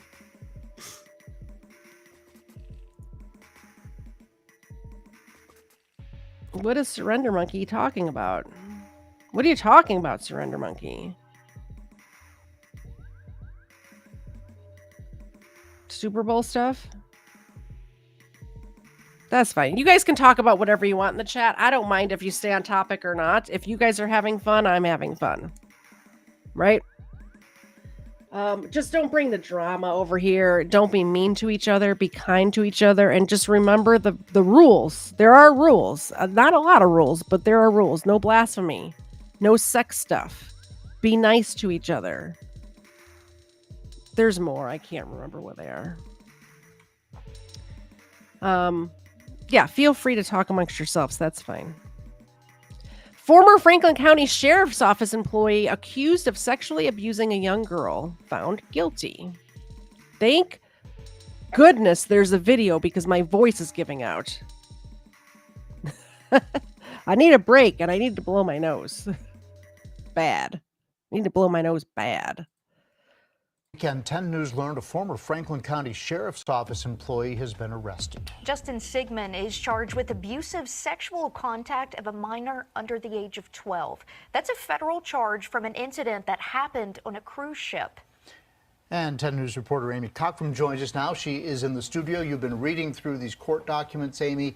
Can you tell us more about what happened and what the background is on this situation? Yeah, John and Rachel, I found out that surveillance video is being used in this investigation according to these federal court documents filed in Florida. A witness recorded the incident and it was also captured on a ship surveillance camera. Court documents say that Sigmund and his family were in the dining room of the cruise ship waiting for dinner to be served when a witness observed Sigmund molesting the child. He told investigators that he did not touch the child's private area, but instead the young girl's legs. However, documents say what was caught on camera refutes that. Court records. How about we just don't touch the girls at all, the children? How about that? Does this guy not understand? Have you guys been on a cruise before? There are cameras everywhere except the bathroom. You cannot be on a cruise and not know that you're on camera when you're on a cruise ship. This is insane. Show when he was questioned about the incident by law enforcement, Sigmund says he could see how it was perceived as inappropriate. It is inappropriate. Not intended to be sexual. According to the documents, the victim denied Sigmund ever touched her private area. Sigmund is being held in jail without bail. I reached out to the Franklin County Sheriff's Office today for an on-camera interview, hoping to find out more about what his duties were with the department. I'm still waiting for a response, but the Sheriff's Office did release a statement over the weekend, and in it they say, quote, "The Franklin County Office of the Sheriff was recently contacted regarding a federal criminal charge out of the state of Florida involving one of our members. Since that time, we have been working to gather all the information we can based on the limited amount provided by federal authorities." On Friday, June 2nd, 2023, we made the announcement to the staff of the Office of the Sheriff that Justin Sigmund had resigned his position. Our prayers are with the Sigmund family, end quote. Sigmund is set to appear before a judge on June 14th for arraignment, preliminary examination, and a counsel hearing. Great. Millions of dollars. Why? Nope. All right. Quincy Church youth leader sentenced to 12 years for sexual abuse. These are all sex. We're literally, I'm saying no sex stuff in the chat. And like, these are like 15 tabs of sex stuff. We're going to do one more and then I'm going to switch topics. I got plenty more topics to go to. A former youth leader at Quincy Church will serve 12 years in prison after he pleaded guilty to 2 counts of criminal sexual abuse. Adams County Judge Tad Brenner sentenced Isaiah Mickelson to 6 years each on 2 counts of aggravated criminal sexual abuse of a victim between the age of 13 and 18. Yikes. Mickelson must serve the sentences consecutively. He was charged after 2 victims came forward to report the abuse.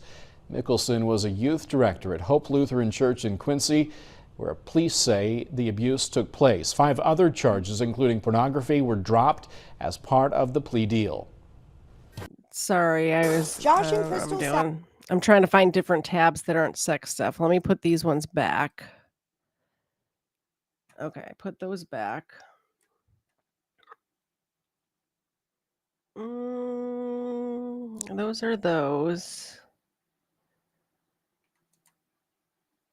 Let's restore these ones. All right, they coming up. In the meantime, let's say hi to Xena. Nobody donated, but, you know, that's right. She gets treats anyway. We got to make her fat. The reason we need to make Xena fat, in case y'all are wondering why she gets milk bones every Sunday. If World War III starts, if there's a zombie apocalypse, something like that, anything like that, we need to fatten her up because I'm not starving to death. She's dinner for at least a week. At least a week. Right, Xena? You got to get fat.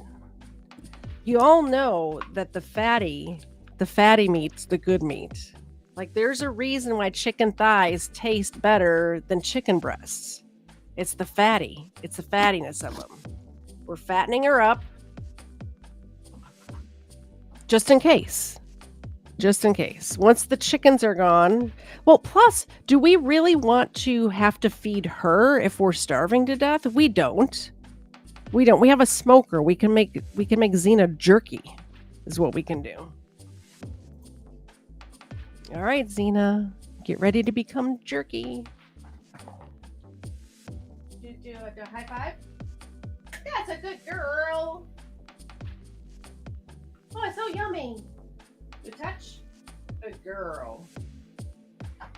What do you mean I can't eat Xena? I bet I can. Bet I can.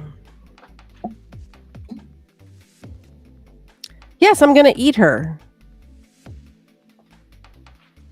I'm saying I'm not. If one of us are gonna starve to death, it's not gonna be me. Like, if there's not enough food to go around, that's all I'm saying. That's all. All right, back to the show. Don't forget, if you do donate, that Xena does get a treat. That was jokes, by the way. Kind of jokes that, like, if that happened, yes, I would eat Xena before I starve to death. But not only does Xena get a treat, you get entered into the drawing. If you are donating on Buy Me a Coffee or purchasing merchandise right now during the show and you want Xena to get a treat, just let me know in the chat because I don't get a pop-up for that. If you become a member, that does not pop up. Or if you buy gift memberships, just let me know. Or somebody who's paying attention, let me know. I appreciate it. Girl, 14, who was bullied by boys at her school, died by suicide. Inquest rules. An inquest ruled that a 14-year-old girl who was bullied by the boys at her school died of suicide. Let me turn down this music real quick. Mia Janin, a year 10 pupil at the Jewish Free School in Kenton, northwest London, was found dead at her family home in Harrow on March 12th. Well, it says 12 March 2021, but obviously a non-American wrote this. North London area coroner Tony Murphy, sitting at the Barnet Coroner's Court, concluded that Mia took her life while still a child and while still being in the process of maturing into adulthood. That seems like a weird statement from the coroner. Isn't the coroner usually just like facts? This happened, this happened, this happened? But yeah, his statement is took her own life while still a child in the process of maturing into adulthood. Mia was last seen alive around 10 p.m. on 11 March 2021 when she said goodnight to her parents in the family home.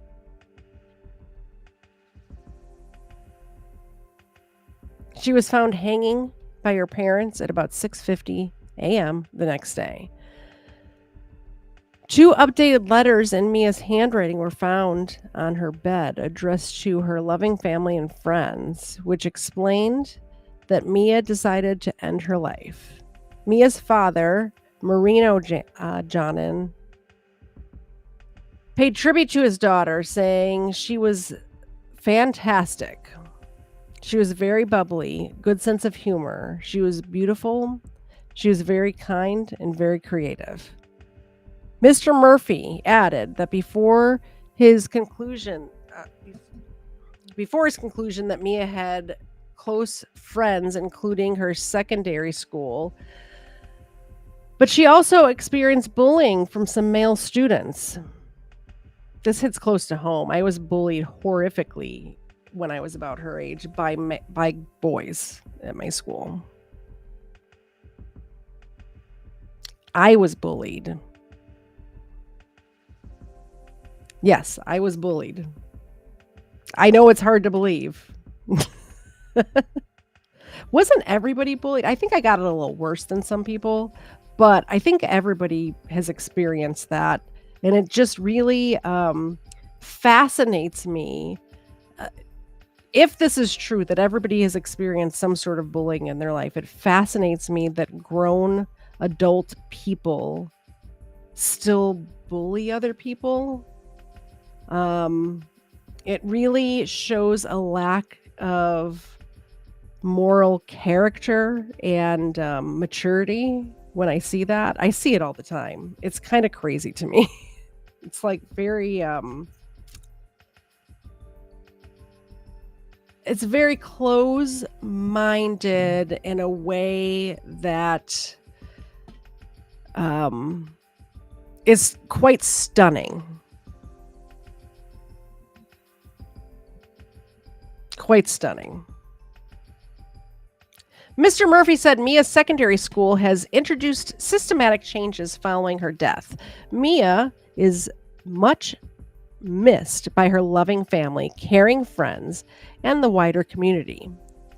The area coroner said that he would let the legal representatives know at a later time if he would be issuing a prevention of future deaths report.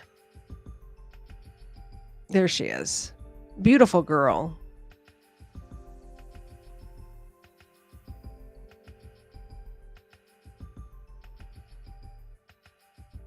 All right, let me close that one.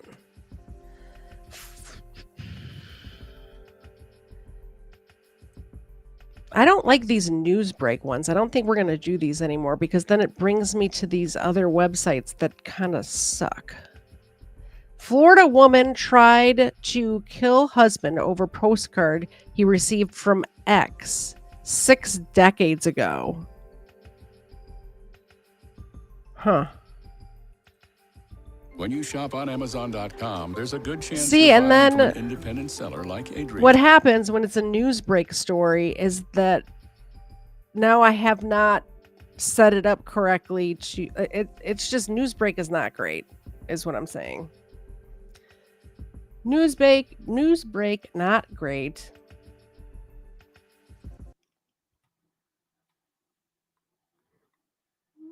Like, normally ahead of time, I would watch all of these commercials ahead of time and then pause it.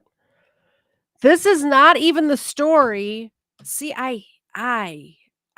there's no story. There's no story here. Newsbreak sucks, man. Let's find something that's not Newsbreak. Oh, this is one I need to save for number 2. So I gotta put this somewhere. Put that over there. That's Friday Night Crime this coming up week. Friday Night Crime.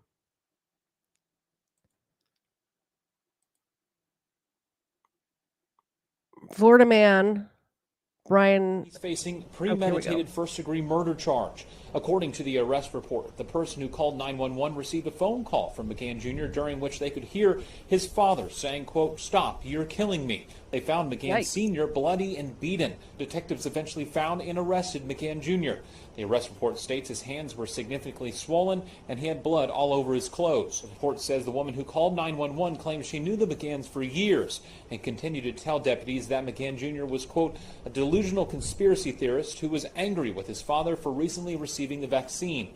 The caller also said McGann Jr. recently began using cocaine. That'll do it. That will do it.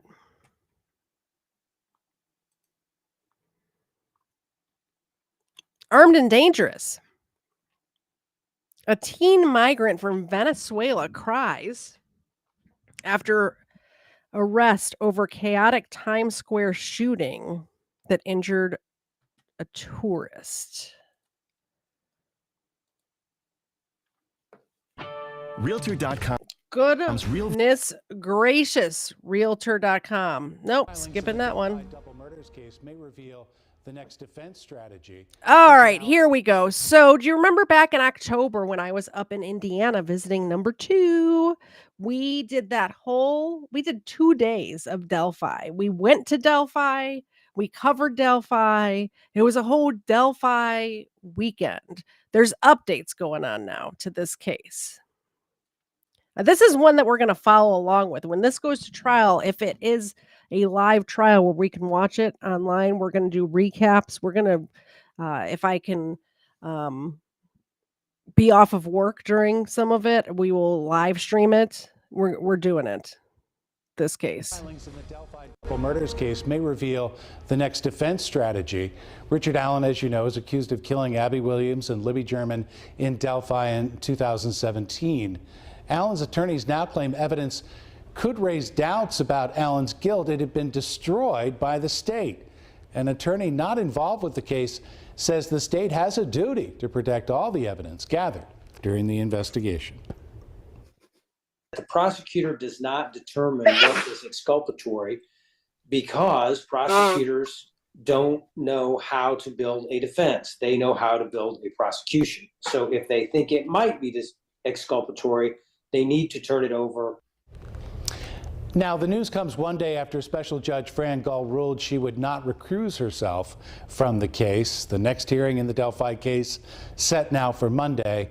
You can read all of our coverage, including how Delphi continues to remember Abby and Libby at cbs4indy.com. So when we were in Delphi, number 2 and Life to the Max, and the Chaldean and I were in Delphi, and we didn't stream this part. We streamed the trail and all of that, but afterwards we went to this. We went to a couple of places. The first place we went was to a diner to have breakfast because we were hungry, and I was speaking to the cashier at the diner, and this is just a little side story about how this sort of thing affects everyone. Delphi is a very small town, and I was speaking to the waitress, and she was telling me that she went to high school with the alleged killer's daughter. Everyone knew each other. She said, I asked her if there was a lot of tourists coming in to see this, and she said, yeah, there's been a few, and that everyone knew everyone in this town. She said she used to shop at the CVS that the guy worked at, or was it Walgreens, whatever it was. She would shop there, so she would see the guy there. She went to school with his daughter, and everyone's just kind of interconnected. But that's not the part I wanted to tell you. I wanted to tell you about this memorial. There's a Abby Libby Memorial Park just up the road from where that trail is, and there's like a stage area, and you know how they do where you can buy a brick and have it engraved. There was just all of these messages upon messages engraved in these bricks, just talking about Abby and Libby and their personalities. And it was very heartwarming to see the town coming together to celebrate the short lives that these girls had. It was very touching to me anyway.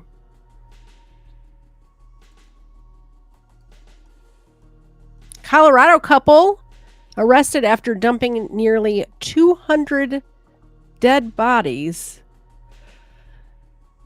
at site during funeral home scam.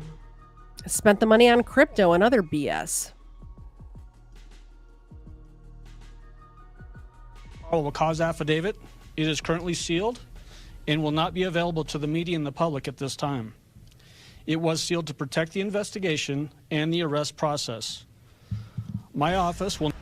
Officials over there in Colorado speaking after a Colorado couple was arrested more than a month after 190 sets of decaying remains were found at their funeral home business. Fox News correspondent Matt Finn has the latest on that investigation. The Halfords have stolen a lot from my family. They've stolen a lot from all of us. Police arrest John and Carrie Halford, the owners of the Return to Nature funeral home in the small Colorado town of Penrose, where more than a month ago, authorities found nearly 200 decaying bodies. The couple were taken into custody in Oklahoma and charged with 4 felonies, abuse of a... I'm going to let this play. I'll be right back. If I'm not back by the time this comes on, I just see somebody in front of my house, and I want to make sure the front door's locked. So I'll be right back. Corpse, theft, money laundering, and forgery. I know you're all wanting to see the probable cause affidavit. It is currently sealed. I want to warn you, the information contained in that affidavit is absolutely shocking.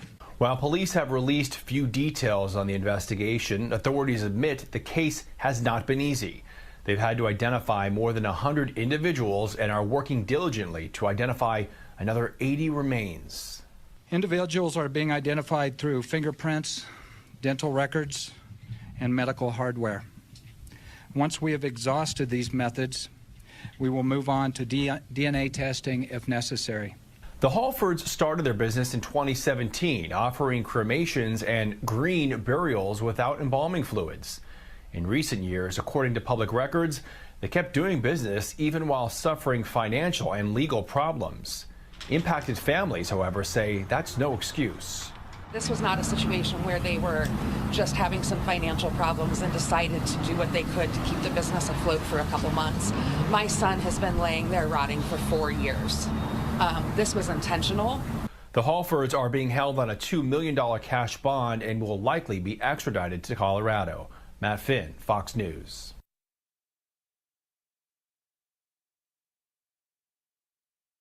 Well, I'm back in time.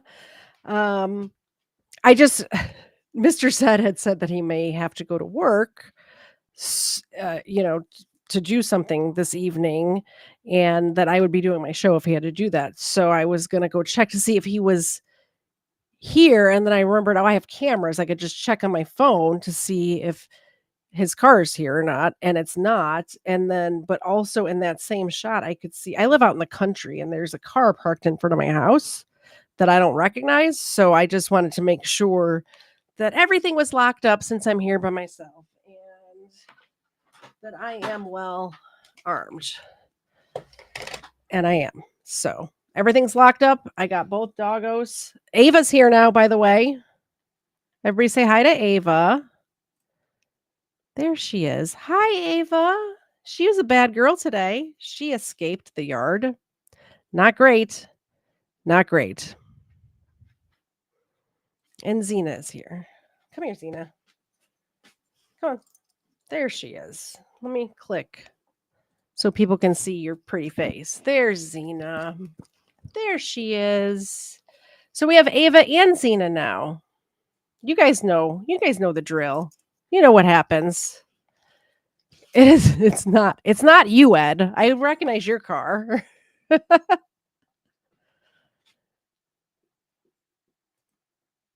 You've been in my driveway before. I recognize your car, Ed. In Ohio City, settles with truck driver and former canine officer involved in July attack. Oh, I remember this one. Do they have the video? They don't.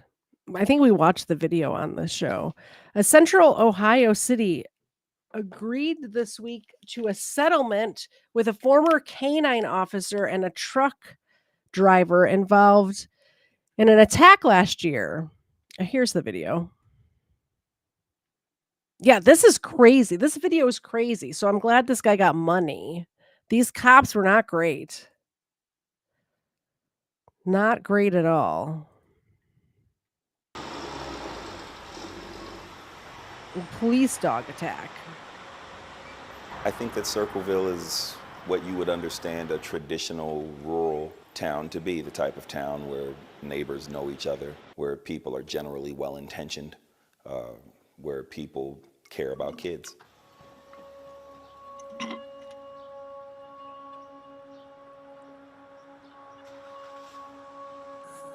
Here we go. This is it. Officers stopped a black truck driver who failed to... What now? Thing of, well, here we go again.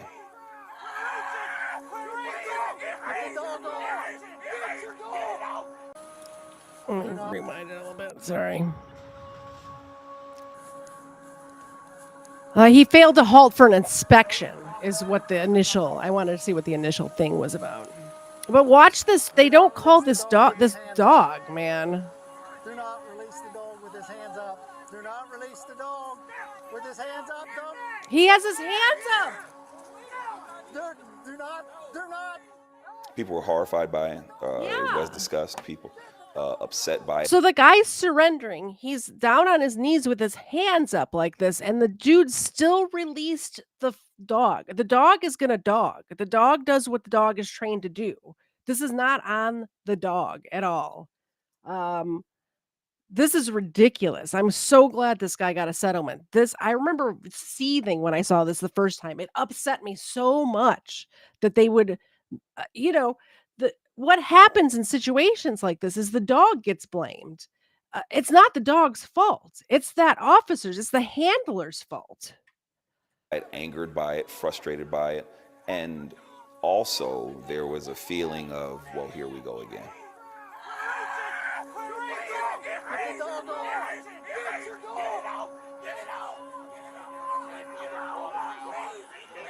In Maryland, police dogs used to disperse a more unruly demonstration inflicted many bites. Yeah, exactly. It's just like this. Ridiculous.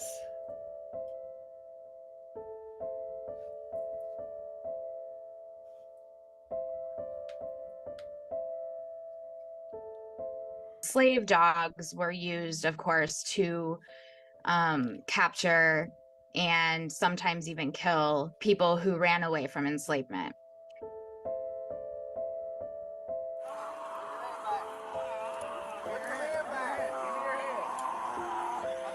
Police departments will sometimes say that they use police dogs to prevent violent crime or to catch violent criminals. The data that I've been able to see doesn't bear that out. In general, they are used for nonviolent property offenses.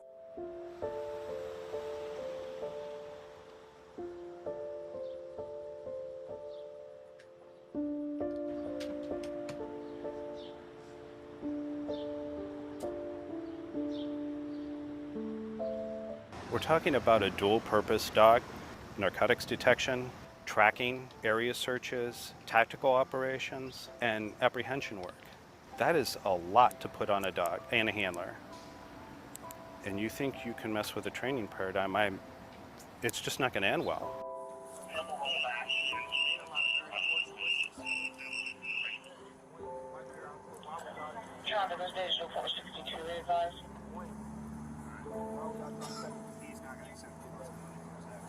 He did Ridiculous. break the law, but if you're black and Here's the thing. He did break the law. He failed to stop at an inspection, and he realized it and surrendered immediately. He was on his knees with his hands up.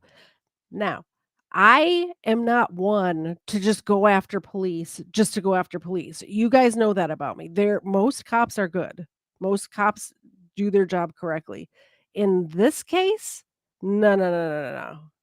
a lot of police officers are chasing you, you just can't imagine what was going through his mind. I would have been petrified. Yeah.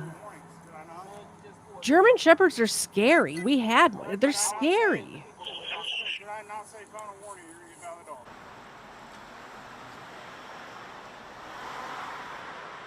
Like, they're all teeth. They're all teeth.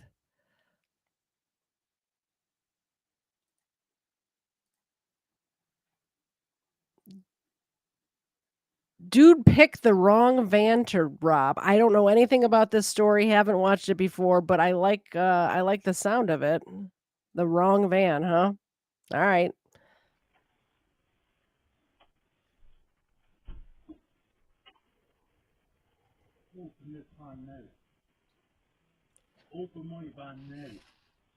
Oh, the robber's inside the van.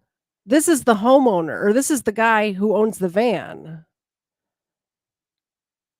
All right. I see what's happening. Does he have a weapon? I think he has a weapon.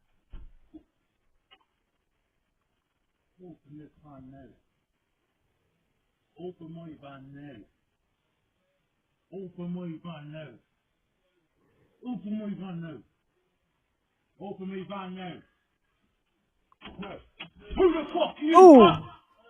Who the fuck are you? Get over my back. Get over my fucking back. It was a Who bat. the fuck are you? Get over my Holy fucking back. cannoli. Don't come up to your fucking back. That is a knee to the head. That's a shoe to the head. That's a bat. Fucking what fucking there? You dirty scumbag. Who the fuck? Oh, yikes. Like a rag doll. Like a rag doll.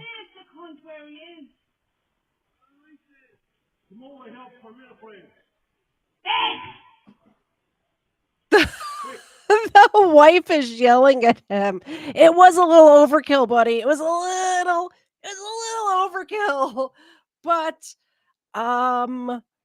you know, you got to do what you got to do. There's not cops around right now, so you got to subdue him somehow. He's subdued. He's passed out. Did this guy die? He could have killed that man. That's horrible.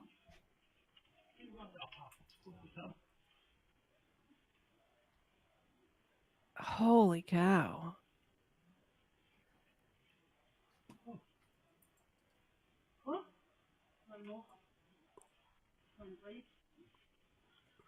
Oh, he's out. That guy's taking a nap.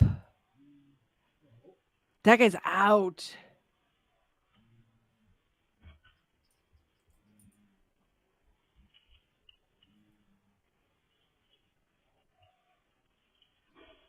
Yeah, Horatius has a good point. His tools, which are his livelihood, were probably in the van. It looks like a work van.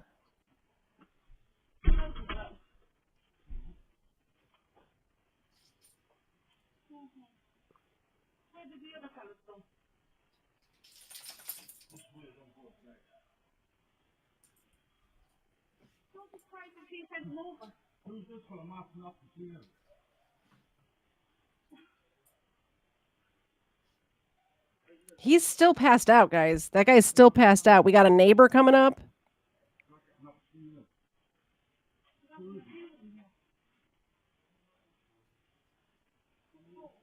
Huh.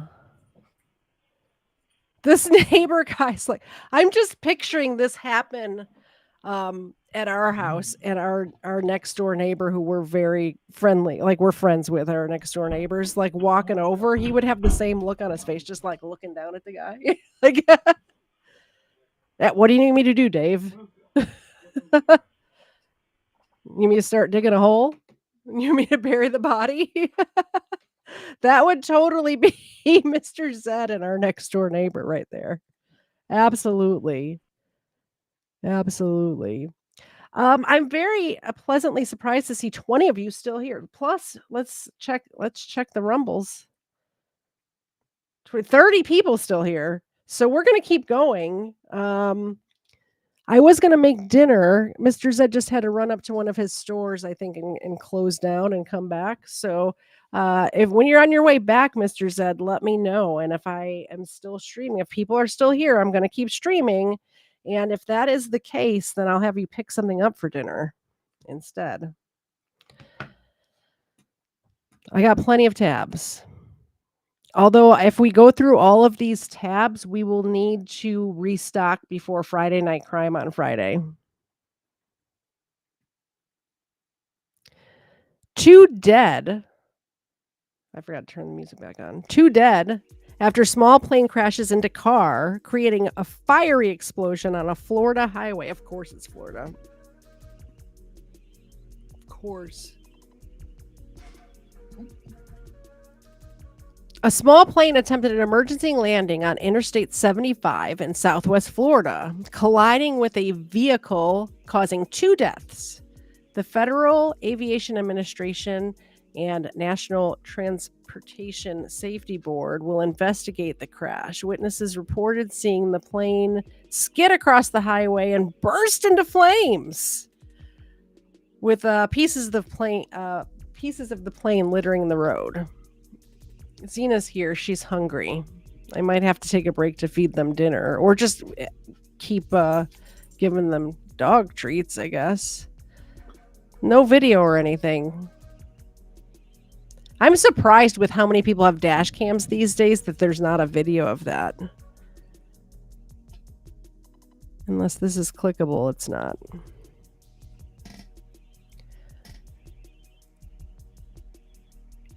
Woman turns a routine traffic stop by a cop into a brutal accident that split her car in half. Okay. Whoa, that's loud. That was loud.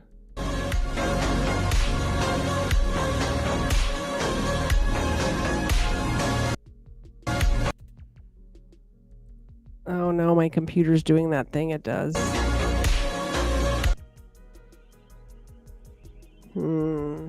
My computer's doing the thing where I can't make things big. Holy cannoli, did you see that ending scene? It won't let me replay it. Oh well. She got into an accident. That's what happened. 8-year-old girl helped save herself and younger sister in a Wisconsin carjacking.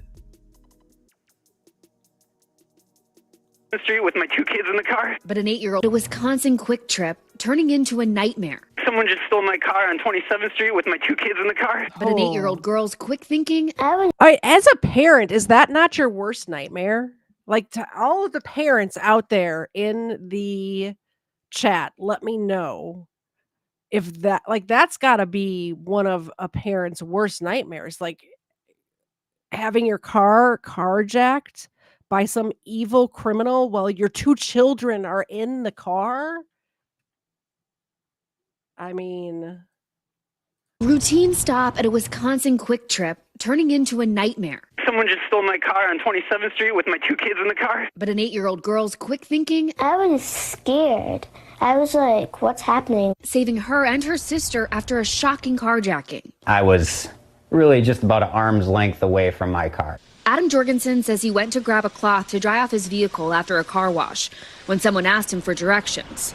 Then suddenly, I heard the screeching of our tires. The car was gone, with his daughters, 2-year-old Autumn and 8-year-old Charlie, in the back seat. He told me to get out of the car. I was like, oh, what should I do? Should I run and be a scaredy cat, or should I save my sister too? Charlie telling our affiliate WTMJ she knew her dad had the keys, not the carjackers, and she decided to stay put. The driver ditched the car and the kids at the Batteries Plus store about a mile down the road. And Charlie acted fast, her little sister panicking. Where's your dad? Grabbing her dad's phone from the front of the car and calling her mom, leaving this message. Mom, I need you. We lost Dad. Their dad back at Quick Trip, frantically on the phone with police. They are over by Batteries Plus, and then an officer's going to come over and meet you at the Quick Trip, okay? All right, but you guys have my kids. The incident reflecting a bigger trend in carjackings, rising 17% from 2022 to 2023 in nearby Milwaukee. And nationally, carjackings up 93% from 2019 to 2023, according to a new Council on Criminal Justice report tracking rates across 10 U.S. cities. Back in Oak Creek, the police department said it took 3 suspects into custody and is seeking felony charges this week. Now, a family reunited. Look at that cute little baby. Did you see that cute little guy? Chubby cheeks. That justice will be served, Hallie. Oh, what happened? I messed it up. I think the story was almost over anyway. 70 current and ex-NYCHA workers cuffed in historic decades-long $2 million classic pay-for-play bribery and extortion bust. That headline is a mouthful, New York Post. What are we doing here? If this video has nothing to do with the article I'm reading, I'm going to lose my mind. I'm going to lose it. How's the Super Bowl going, guys? Is your team winning? Yeah, me too, Claw, including right here. Me too. Good morning, everyone. My name is Damian Williams, and I'm the U.S. Attorney here in the Southern District of New York. Why does he sound like a robot? This guy sounds like a robot. Like his natural speaking voice sounds... Is this one of those lizard people? Is that what this is? That's what's happening here? My name is Damian Williams, and I'm the U.S. Attorney here in the Southern District of New York. Today I'm announcing the largest single-day bribery takedown in the history of the Justice Department. We have brought bribery and extortion charges against 70 current and former employees of the New York City Housing Authority, otherwise known as NYCHA. As we allege, the 70 defendants charged today allegedly demanded over $2 million in bribe money from contractors in exchange for giving out over $13 million of work on NYCHA buildings. And if the contractors didn't pay up, the defendants wouldn't give them the work. That's classic pay to play. Wow. And this culture of corruption at NYCHA ends today. The corruption we've alleged infected every corner of this city. As the charges show, superintendents accepting and extorting bribes from contractors have become business as usual, occurring in almost 100 NYCHA buildings across all 5 boroughs. That's nearly a third of all NYCHA buildings. Now, NYCHA is the largest public housing authority in the country, and it receives over $1.5 billion in federal funding every year. It's a combination of his voice and his speech impediment makes this guy sound like a robot, man. It really does. Home to 1 in 17 New Yorkers. But instead of acting in the interests of NYCHA residents, the city of New York, or taxpayers, the 70 defendants charged today allegedly used their jobs at NYCHA to line their own pockets. Me over here feeling bad that my contractor is going to give me a discount because I use him at work too. Like we're getting our porch. Our porch is rotted through. It's got holes in it. Very dangerous. So we need to get that fixed. And I think we're hiring a guy who I use at my work as well that I do, he gets paid a lot from my company, and he's like, "Oh, I'll give you a little discount." I'm like, "I don't know if that's like ethically. I don't know if we can do that, you know." But I'll take it. I'll take it. Squatters take over. Okay, so we were talking about this the other day on another channel, on Steven's channel. He covered this story, and he was saying, he was describing what it might look like if squatters in the Atlanta area tried to take over our home, and how much he would need to lend me for bail money for Mr. Said. Squatters take over 1,200 homes in Atlanta, opening an illegal strip clubs and terrorizing neighborhoods. Is this even America? Yes, it's called Atlanta. Squatters are ruining entire neighborhoods in Atlanta, and police response is to the police response to evict is so slow that the homeowners have resorted to paying these nuisances to leave. I can tell you, because I am in property management, we do have to evict people. Now, keep in mind, I'm in commercial, not residential, but in different counties around the Atlanta area, I have 2 different counties that I operate in, and one of them's faster than the other, but the one we've been trying to evict, like, we've had the writ signed for 7 months now, and we still don't have a date for the sheriffs to come and evict them. Also, the sheriffs will only be there for 1 hour. Keep in mind, these are giant warehouse spaces. It takes more than 1 hour to get their crap out. So we have to hire like a crew of 20 people to get their stuff out of the space while the sheriffs. It's ridiculous how difficult it is to evict somebody. Ridiculous. Like, if once the writ is signed, like once it's signed by the judge, it should be immediate. It's not. It's been 7 months since we got the writ signed. 7 stinking months. And we're still trying to get these people. They owe us hundreds of thousands of dollars.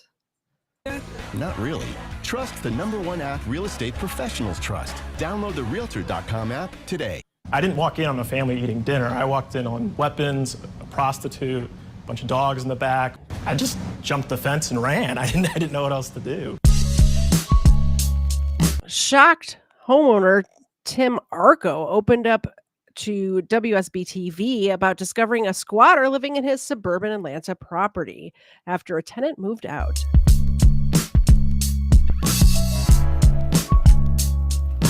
Arco claimed he was even arrested for trespassing when the squatter told police they were the owners of the property and Arco was a home invader.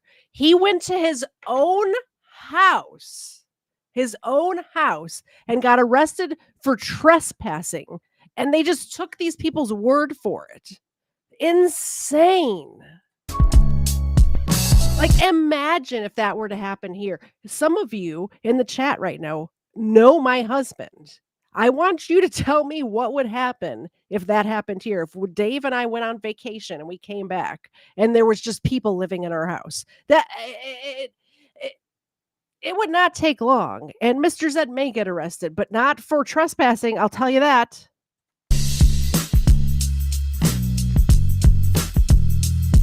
Insane.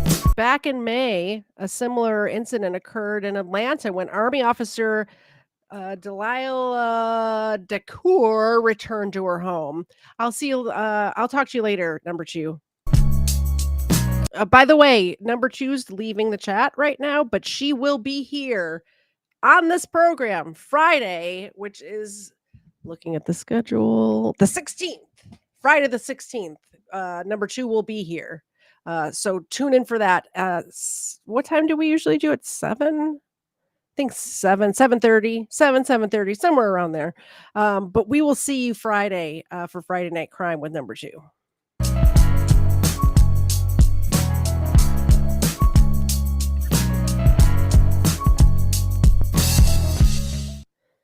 Crazy. I couldn't even imagine coming home to that. Could not. South Carolina woman whose arrest is getting I'm a clean white girl DUI suspect. Tells cops. I'm a clean white girl. You can't arrest me for DUI. I'm clean and I'm white. Don't anybody clip that. Please don't clip that. That South Carolina woman whose arrest is getting a lot of reaction. Lauren Cutshaw, seen on dash cam video, begging an officer not to take her in for driving under the influence, reportedly saying she should not be arrested because she's white. ABC's Paula Ferris is back with this story. Good morning, Paula. You're right. It's getting a whole lot of reaction. Good morning, Amy. Good morning, everyone. Cutshaw was speeding, blew through a stop sign. She'd been drinking and admitted she may have been smoking marijuana earlier in the evening. But when cops pulled her over, she thought they should let her off the hook because, according to her, she's white and went to a great university. I'm a pretty girl. Please don't make me go in there. Excuse me, officers? I'm white. I was told there'd be privileges. Can I get the privileges now, please? This is 30. They should let her off the hook because, according to her, she's white and went to a great university.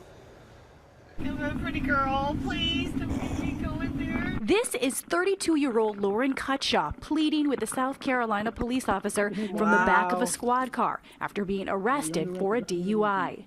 Don't you know I've never been arrested? Did you see that on my record? There's a first time for everything, honey. I graduated with 3.8 in my high school. I got to get a scholarship to my college. I graduated from a really good university. I was almost a valedictorian. I was an all-American cheerleader. I mean, it must have been my whole life. My whole life. It must have been. Did they say she was 30? She's 30 years old and she's talking about her GPA? Like, girl, what are you doing? You're 32 years old talking about her high school and college? What are we doing here? Just so you know, in kindergarten, I got a gold star for being a good girl. So please don't arrest me for DUI and putting other people's lives in danger. Please don't do that. I got a gold star. Was driving more than 30 miles per hour over the speed limit and ran a stop sign when she was pulled over. According to the police report, Cutshaw told the officers off camera that she shouldn't be arrested because she's a, quote, very clean, thoroughbred white girl. When asked why that mattered, she allegedly answered, "You're a cop. You should know what that means." My partner that I work with is a cop. He would not want to see me like this. The reaction online, blistering. One person tweeting, "Sorry, white privilege doesn't work this time. We've seen it before." Shame on both of you. I will be talking to the chief of police, and I will be speaking to the mayor. Former commissioner of the Port Authority of New York and New Jersey, Karen Turner, resigned after trying to use her. We should do live react to that Karen Turner video. That happened before I was live streaming, and that was such a good video. That was such a have you guys seen this one before? Should I go back and cover this one sometime? Crap. What time is the halftime show? We might be able to do it tonight. Status to keep the driver of a car that her daughter was riding in from getting a citation. Now don't call me Miss, I'm Commissioner. And in 2015, then ESPN reporter Britt McHenry apologized after this video showed her berating a tow company employee after her car was impounded. I'm in the news, sweetheart. I will sue this place. Yeah, as for Cutshaw, she has been charged with driving under the influence, speeding, and possession of marijuana. She's out on bail, due in court in October. But to that police officer's great credit, when she mentioned the color of her skin, this white officer said, "What does that matter?" And now she's you're white, and what's your point? I'm a thoroughbred, she said. I'm a thoroughbred. What does that even mean, lady? Insane. That was a crazy story. Drunk Houston woman Christina Chambers plows Porsche into man on first date, killing him. All right. Remember, none of this stuff stays up on YouTube after the fact. If you want to watch the replay, go over to Rumble. Hello, Rumble people. You're over here. Nice to see you. You can also go to Odyssey. You can go to, I don't think it stays up on Twitch. But you can catch the replays. They all stay up over there on Rumble and Odyssey. I highly suggest signing up. You don't have to pay anything for it or whatever, but subscribing to my Rumble channel, because that is where all of the content goes. I'll put the link in the chat. Let's find the link.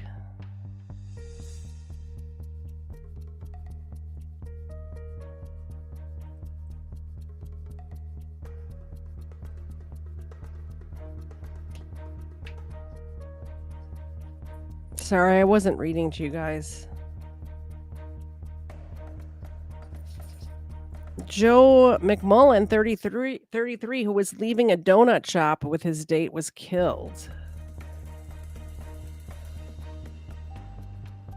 Chambers was injured in the crash and appeared at her first court date in a wheelchair.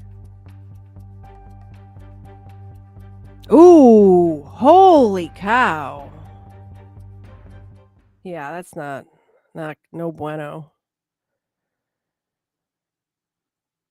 No. No, sorry. Not doing all that, MSNBC. Cops allegedly beaten by rowdy migrant near... Oh, we tried to watch this one before, and it didn't come up. So now it is coming up. Perfect. Okay, I thought we were going to have to skip it because it wasn't coming up, but it is. Cops allegedly beaten by rowdy migrant mob near Times Square, with suspects later freed without bail. We're just letting people out of jail now? I guess so. And we get an ad. Shocking video captured the moment a migrant mob pounded a pair of cops near Times Square over the weekend. All right, let's see what's going on here.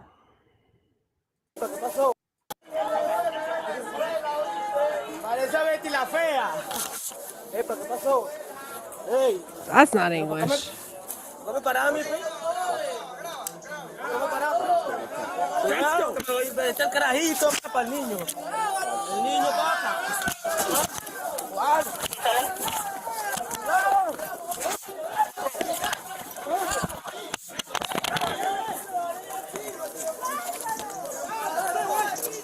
Like, okay, so I cannot imagine I can't imagine doing that, like what's happening here. I can't imagine fighting with the police here in my own home country where I was born and I've lived my entire life. I really can't imagine going to a foreign country, just any country other than here, and doing that. It's unfathomable. Is that a word? Did I just make it up? Is that a word? It is now. Holy cannoli. Look at this. Look at the... Oh my goodness. They need to just get the pepper spray out and start sweeping the crowd with the pepper spray. Like, look at how they could just look at how dangerous this is. This is crazy. Have you guys seen this? I haven't seen this. They could be grabbing their weapons. Everyone needs to get tased. Everyone needs to get tased. But what this weather did not provide is a shadow or reason to hide. Everyone needs to get pepper sprayed. Everyone needs to get tased. New York child abducted from Hudson Valley Elementary School PD. See, these news break stories, there's nothing. And then you go to the website and it's a different story. I don't understand this news break thing. I'm not... Okay, so this is the correct story this time, at least. And there's 18 pop-ups. Because it makes you turn your stupid ad blocker off. So frustrating. A Hudson Valley child was allegedly taken about an hour away out of state by two people from the Bronx on Tuesday. The town of Wallkill Police Department confirmed two people were arrested following an investigation into custodial interference. All right. Let's do this because I hate the silence. Bam.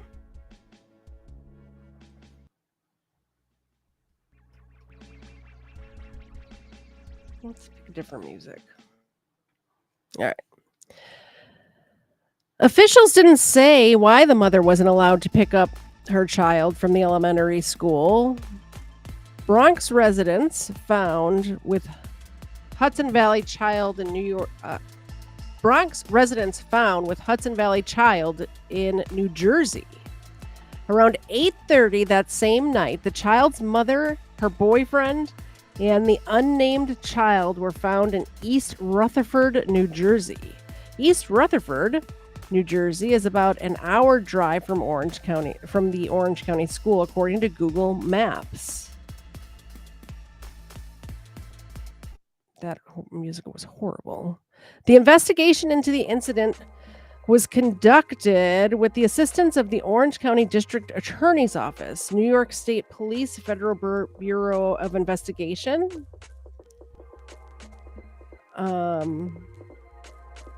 Secaucus Police Department, East Rutherford Police Department, and the Carl Stout Police Department. I'm slaughtering all the names of these towns. Don't care.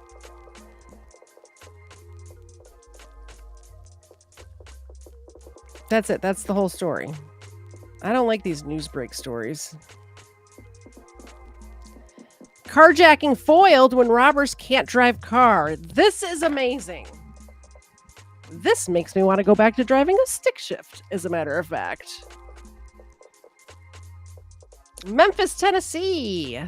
An apparent carjacking was foiled late Saturday night at a Fox Meadows gas station when the suspects were unable to drive the victim's car. It appears the suspects were after a bright orange Mustang when they ambushed the driver. The victim said he had just purchased beer from the convenience store in the 5300 block of Knight Arnold and was attacked in the parking lot. He said two men pistol whipped him in the back of the head, took his wallet containing a bank card and $70, along with his 12-pack of... They even stole his beer? Like, you're going to take the guy's car, his wallet, like, he's got to drink his sorrows away after you rob him of all his stuff, right? They took his 12-pack as well, which makes them even shittier people. The victim said the robbers tried to take his car but couldn't move it. Police have not said why they were unsuccessful. I will tell you why they were unsuccessful. Because that is a sports car, and I'm sure it was a manual transmission, and they never learned how to drive is the issue there. I'm almost positive. The victim said he had pain in his jaw from the head injury, but refused medical treatment. Surveillance cameras in the store show the suspect's four-door sedan behind the orange Mustang. A camera also captured one of the suspects inside the business. Let us know. Call Crime Stoppers if you recognize this guy. I mean, really?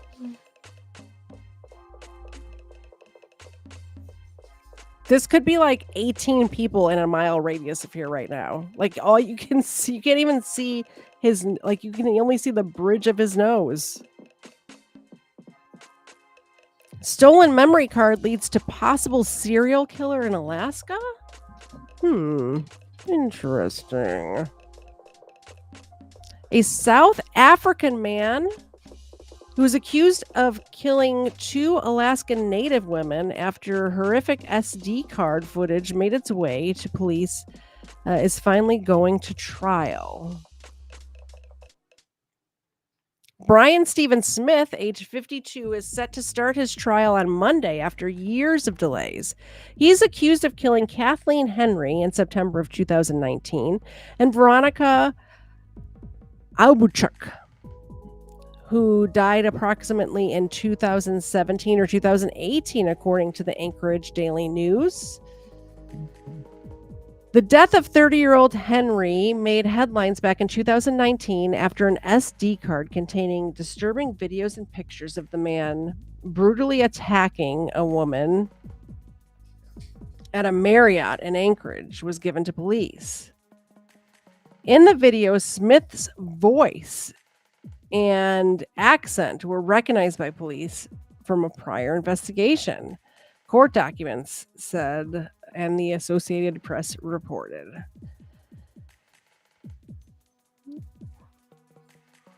In my movies, everybody always dies, the voice reportedly said during one of the videos. How creepy is that?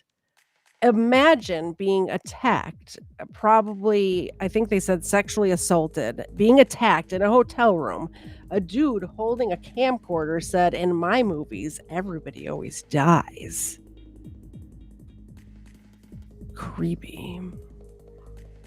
What are my followers going to think of me? People need to know when they are being serial killed. Henry was allegedly being beaten, strangled, and her head stomped on the video. So he's strangling, beating, and neck stomping her while he's saying these things? Goodness. The SD card was found when a woman who had a criminal history of theft, assault, and prostitution was left alone inside a man's vehicle near downtown Anchorage in Alaska. So she stole it. Amazing. When she was by herself in the man's vehicle, she reportedly stole an SD card from the center console. What she did not know then was that the card was the key to uncovering gruesome killings and bringing a suspected murderer to justice. The woman turned the SD card, which included 39 photos and 12 videos, over to the police about a week later. At first, she claims she just found it on the street. But in a second interview, she admitted that she had stolen it from Mr. Smith's truck. Well, yeah, if you know who the dude is.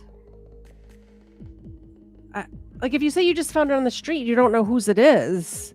But if you can get this guy off the street, like, you got to get this guy off the street. If you get, I don't think they're going to press charges on her for that. But even if they did, you're saving people's lives over here, man. Smith was registered to stay at the Marriott Hotel between September 2nd and September 4th of 2019. Timestamps of the first images of Henry's body showed the date and time stamp of 1 a.m. on September 4th. The last images of Henry's body in the back of the black pickup truck showed it being taken early on September 6th. Charging documents said that, and they reported it to the Associated Press. The location data also showed that one of the last pictures was taken in the same area where Henry's body was discovered some weeks later. Mr. Smith's attorney, Timothy Ayer, tried to get the SD card evidence excluded from the trial. Jeez Louise. Okay, Zena. Why would you get that excluded from the trial? I mean, I understand them trying to get excluded from the trial, but I mean, Under what grounds could they possibly? All right, come on. There you go. Xena wants to hang out with us. She's doing a little doggy ASMR right now to the microphone.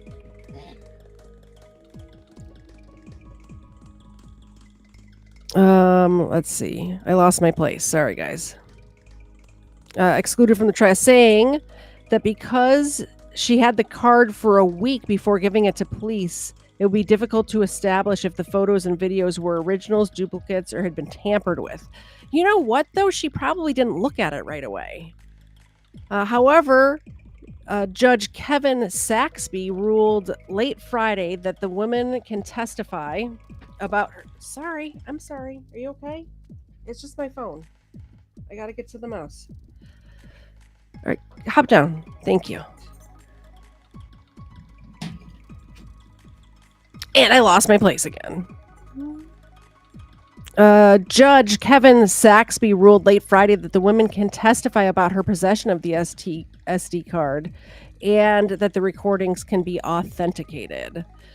Mr. Smith was arrested in October 2019, according to the Department of Law in Alaska.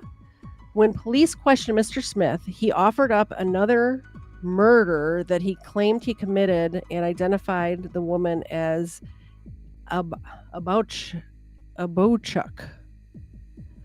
With no prompting, he tells the troopers in the bathroom, "I'm going to make you famous." District Attorney Brittany Dunlop said during a court hearing last week. He comes back in and says, "You guys got some more time? You want to keep talking? Then let's discuss this other murder." Mr. Smith has pled not guilty to 14 charges, which include murder charges, sexual assault charges, tampering with evidence, according to online court records. Both of his victims had experienced homelessness and were from small villages. Everything's kind of a small village in Alaska, isn't it? Pretty sure.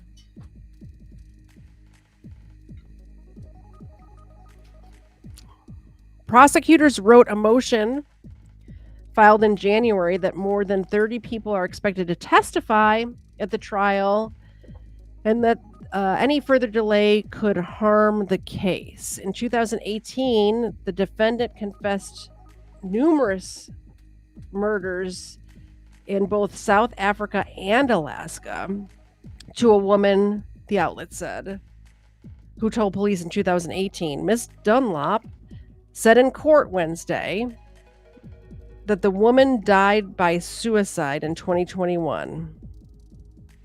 The trial is expected to last around 4 weeks. That's a very interesting. This is the first I'm hearing of this case.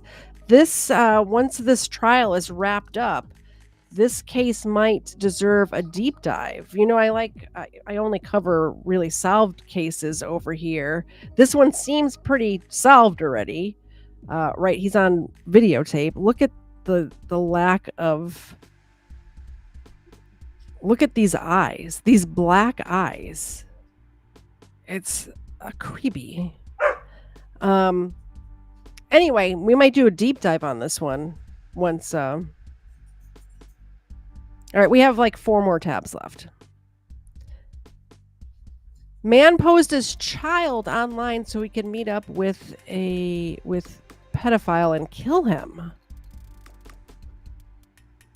Usually it's the other way around. All right, so he's posing as a child so he can meet up with a pedophile and kill him. Investigators say... By the way, if you want a case about pedophiles getting killed, there's an episode on this channel called Stevens Get Even, and it's about 2 different guys, both named Steven, and both were pedophile killers. Say James Lewis Spencer III told his then girlfriend he was upset that police weren't doing enough to keep pedophiles in jail. According to court records, he told her if the law wasn't going to do anything, then he would, quote, kill them himself. Regardless of the likability of the victim, we're a nation of laws. So no one gets to be judge, jury, and executioner, depending on how they feel. But law enforcement says Spencer, seen here in court this... Well, morning apparently felt otherwise. Back in May of 2023, someone spotted 37-year-old Sean Connery Shower's lifeless body in a ditch next to a park on. My computer's like crapping out right now. Hi. I think we're going to have to call it. Northwood Drive. His cell phone found under him led police to. It's not working, guys. To a shocking discovery involving Spencer. They were communicating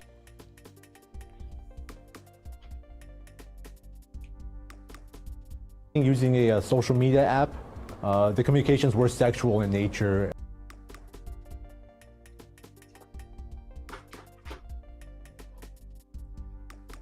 All right, And so the yeah. officers believe that they This is were not meeting working. up at this park to engage in sexual activity.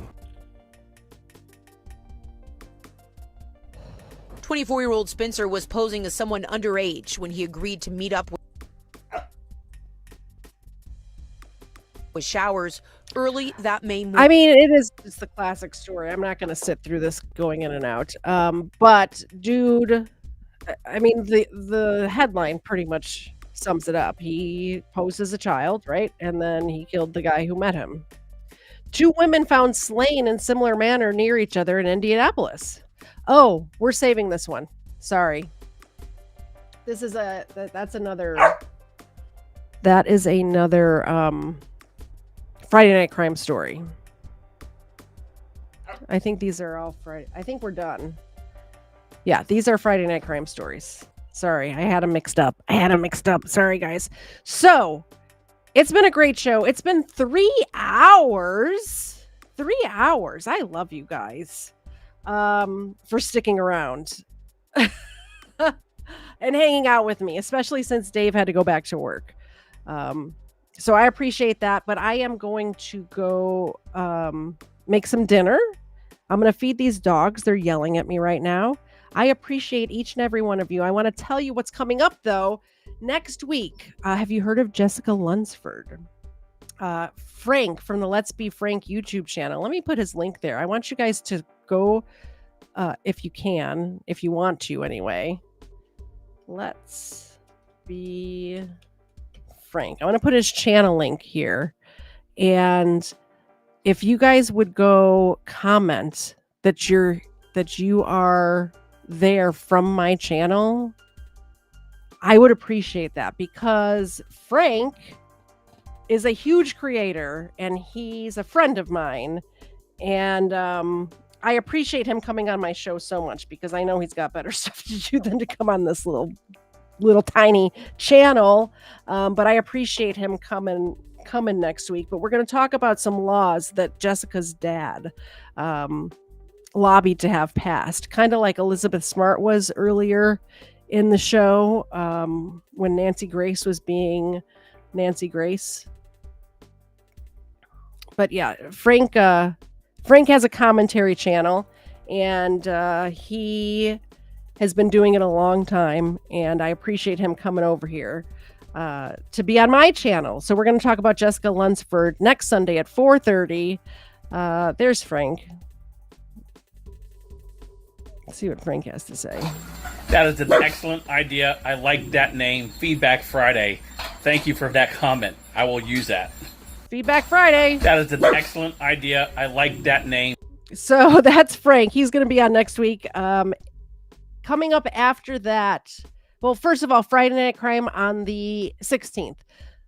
Jessica Lunsford on the 18th. The DC sniper case. Do you guys remember when that was going on? I lived here in the South when that was going on, and it was a little crazy.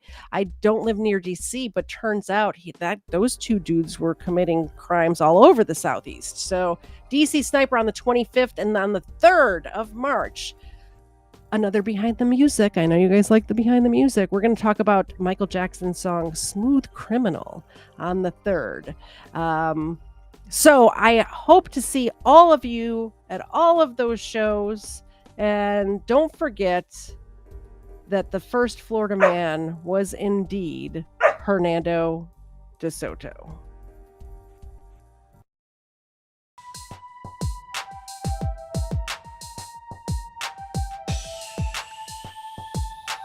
First Florida man was Hernando de Soto. First Florida man, Hernando de Soto. First Florida man was Hernando de Soto. Won't you so loco? Show off your photos, throw out your Twinkies, throw up your ho-hos, tuck in them pinkies. Them shits a no-no. The first Florida man was Hernando de Soto. Brought to my attention by the man with the mojo. My 8th subscriber, I'm a bagoso. Jump in them sinkies and dump them mimosos. The first Florida man was Hernando de Soto. First Florida man was Hernando de Soto. First Florida man was Hernando de Soto. Looking for new thrills, needing a new track of land. I used to dig The Simpsons, man. Bumping Biggie, Pop, Smash Mouth, and Simple Plan. No scrubs for the grease in my pimples, damn. From the south streets of southeast Michigan, hitting shuffle till I settled on a different jam. And when a dime won't do, a better nickel can. And let me tell you, when I used to dig them Simpsons, man. A funny thing about time, you can't get it back. A tight grip, but it rips the jacket. Slight lisp with a mix of traffic. You see about me, like Mr. Glass. Always wished I was a whiz at graphics. Take me back to the past where the hits were massive. You could hear Gladys Knight and the Pips on plastic. Misfit molasses.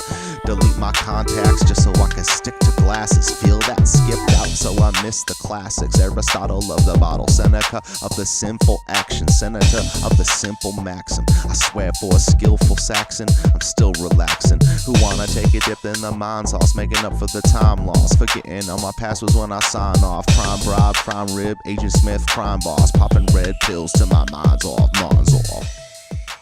First Florida man, Hernando de Soto.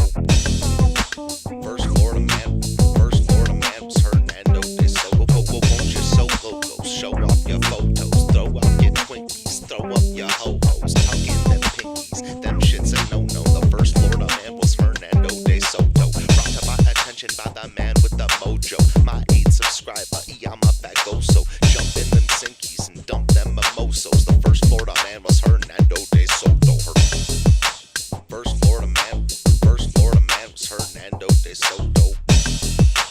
First Florida man was Hernando de Soto. Threw up that blue pill, moved to a new track. I slew the foothills of that voodoo sap. Microfiche tape decks, I'll sift through that, cause I'll do anything to get the old Simpsons back. Give me the news that make my mood react. I'll swim through the sewer just to make it to the truth intact. And you can shine up that voodoo with new shellac. I'll still do anything to get the old Simpsons back. Imagine thinking Karl Marx is new school Klingon like Huzu. They welcome the ways they can bring on the boots, dude. Declare a major, they get paid to pollute you. Self-ashamed neighbors never gaze when they scoop you. I wonder how we fight it. The 6th step is never enter in my tent uninvited. The 5th step is produce, no skills is no use. 4th step community preference is unity. 3rd step is nation, it's somewhat location, mostly relations, that's the situation. Next step, family, patriarchal sanity. Safe under the canopy, ain't a place for anarchy. 1st step, I just got to say it, no showboat. Step back and soak up the logos. First Florida man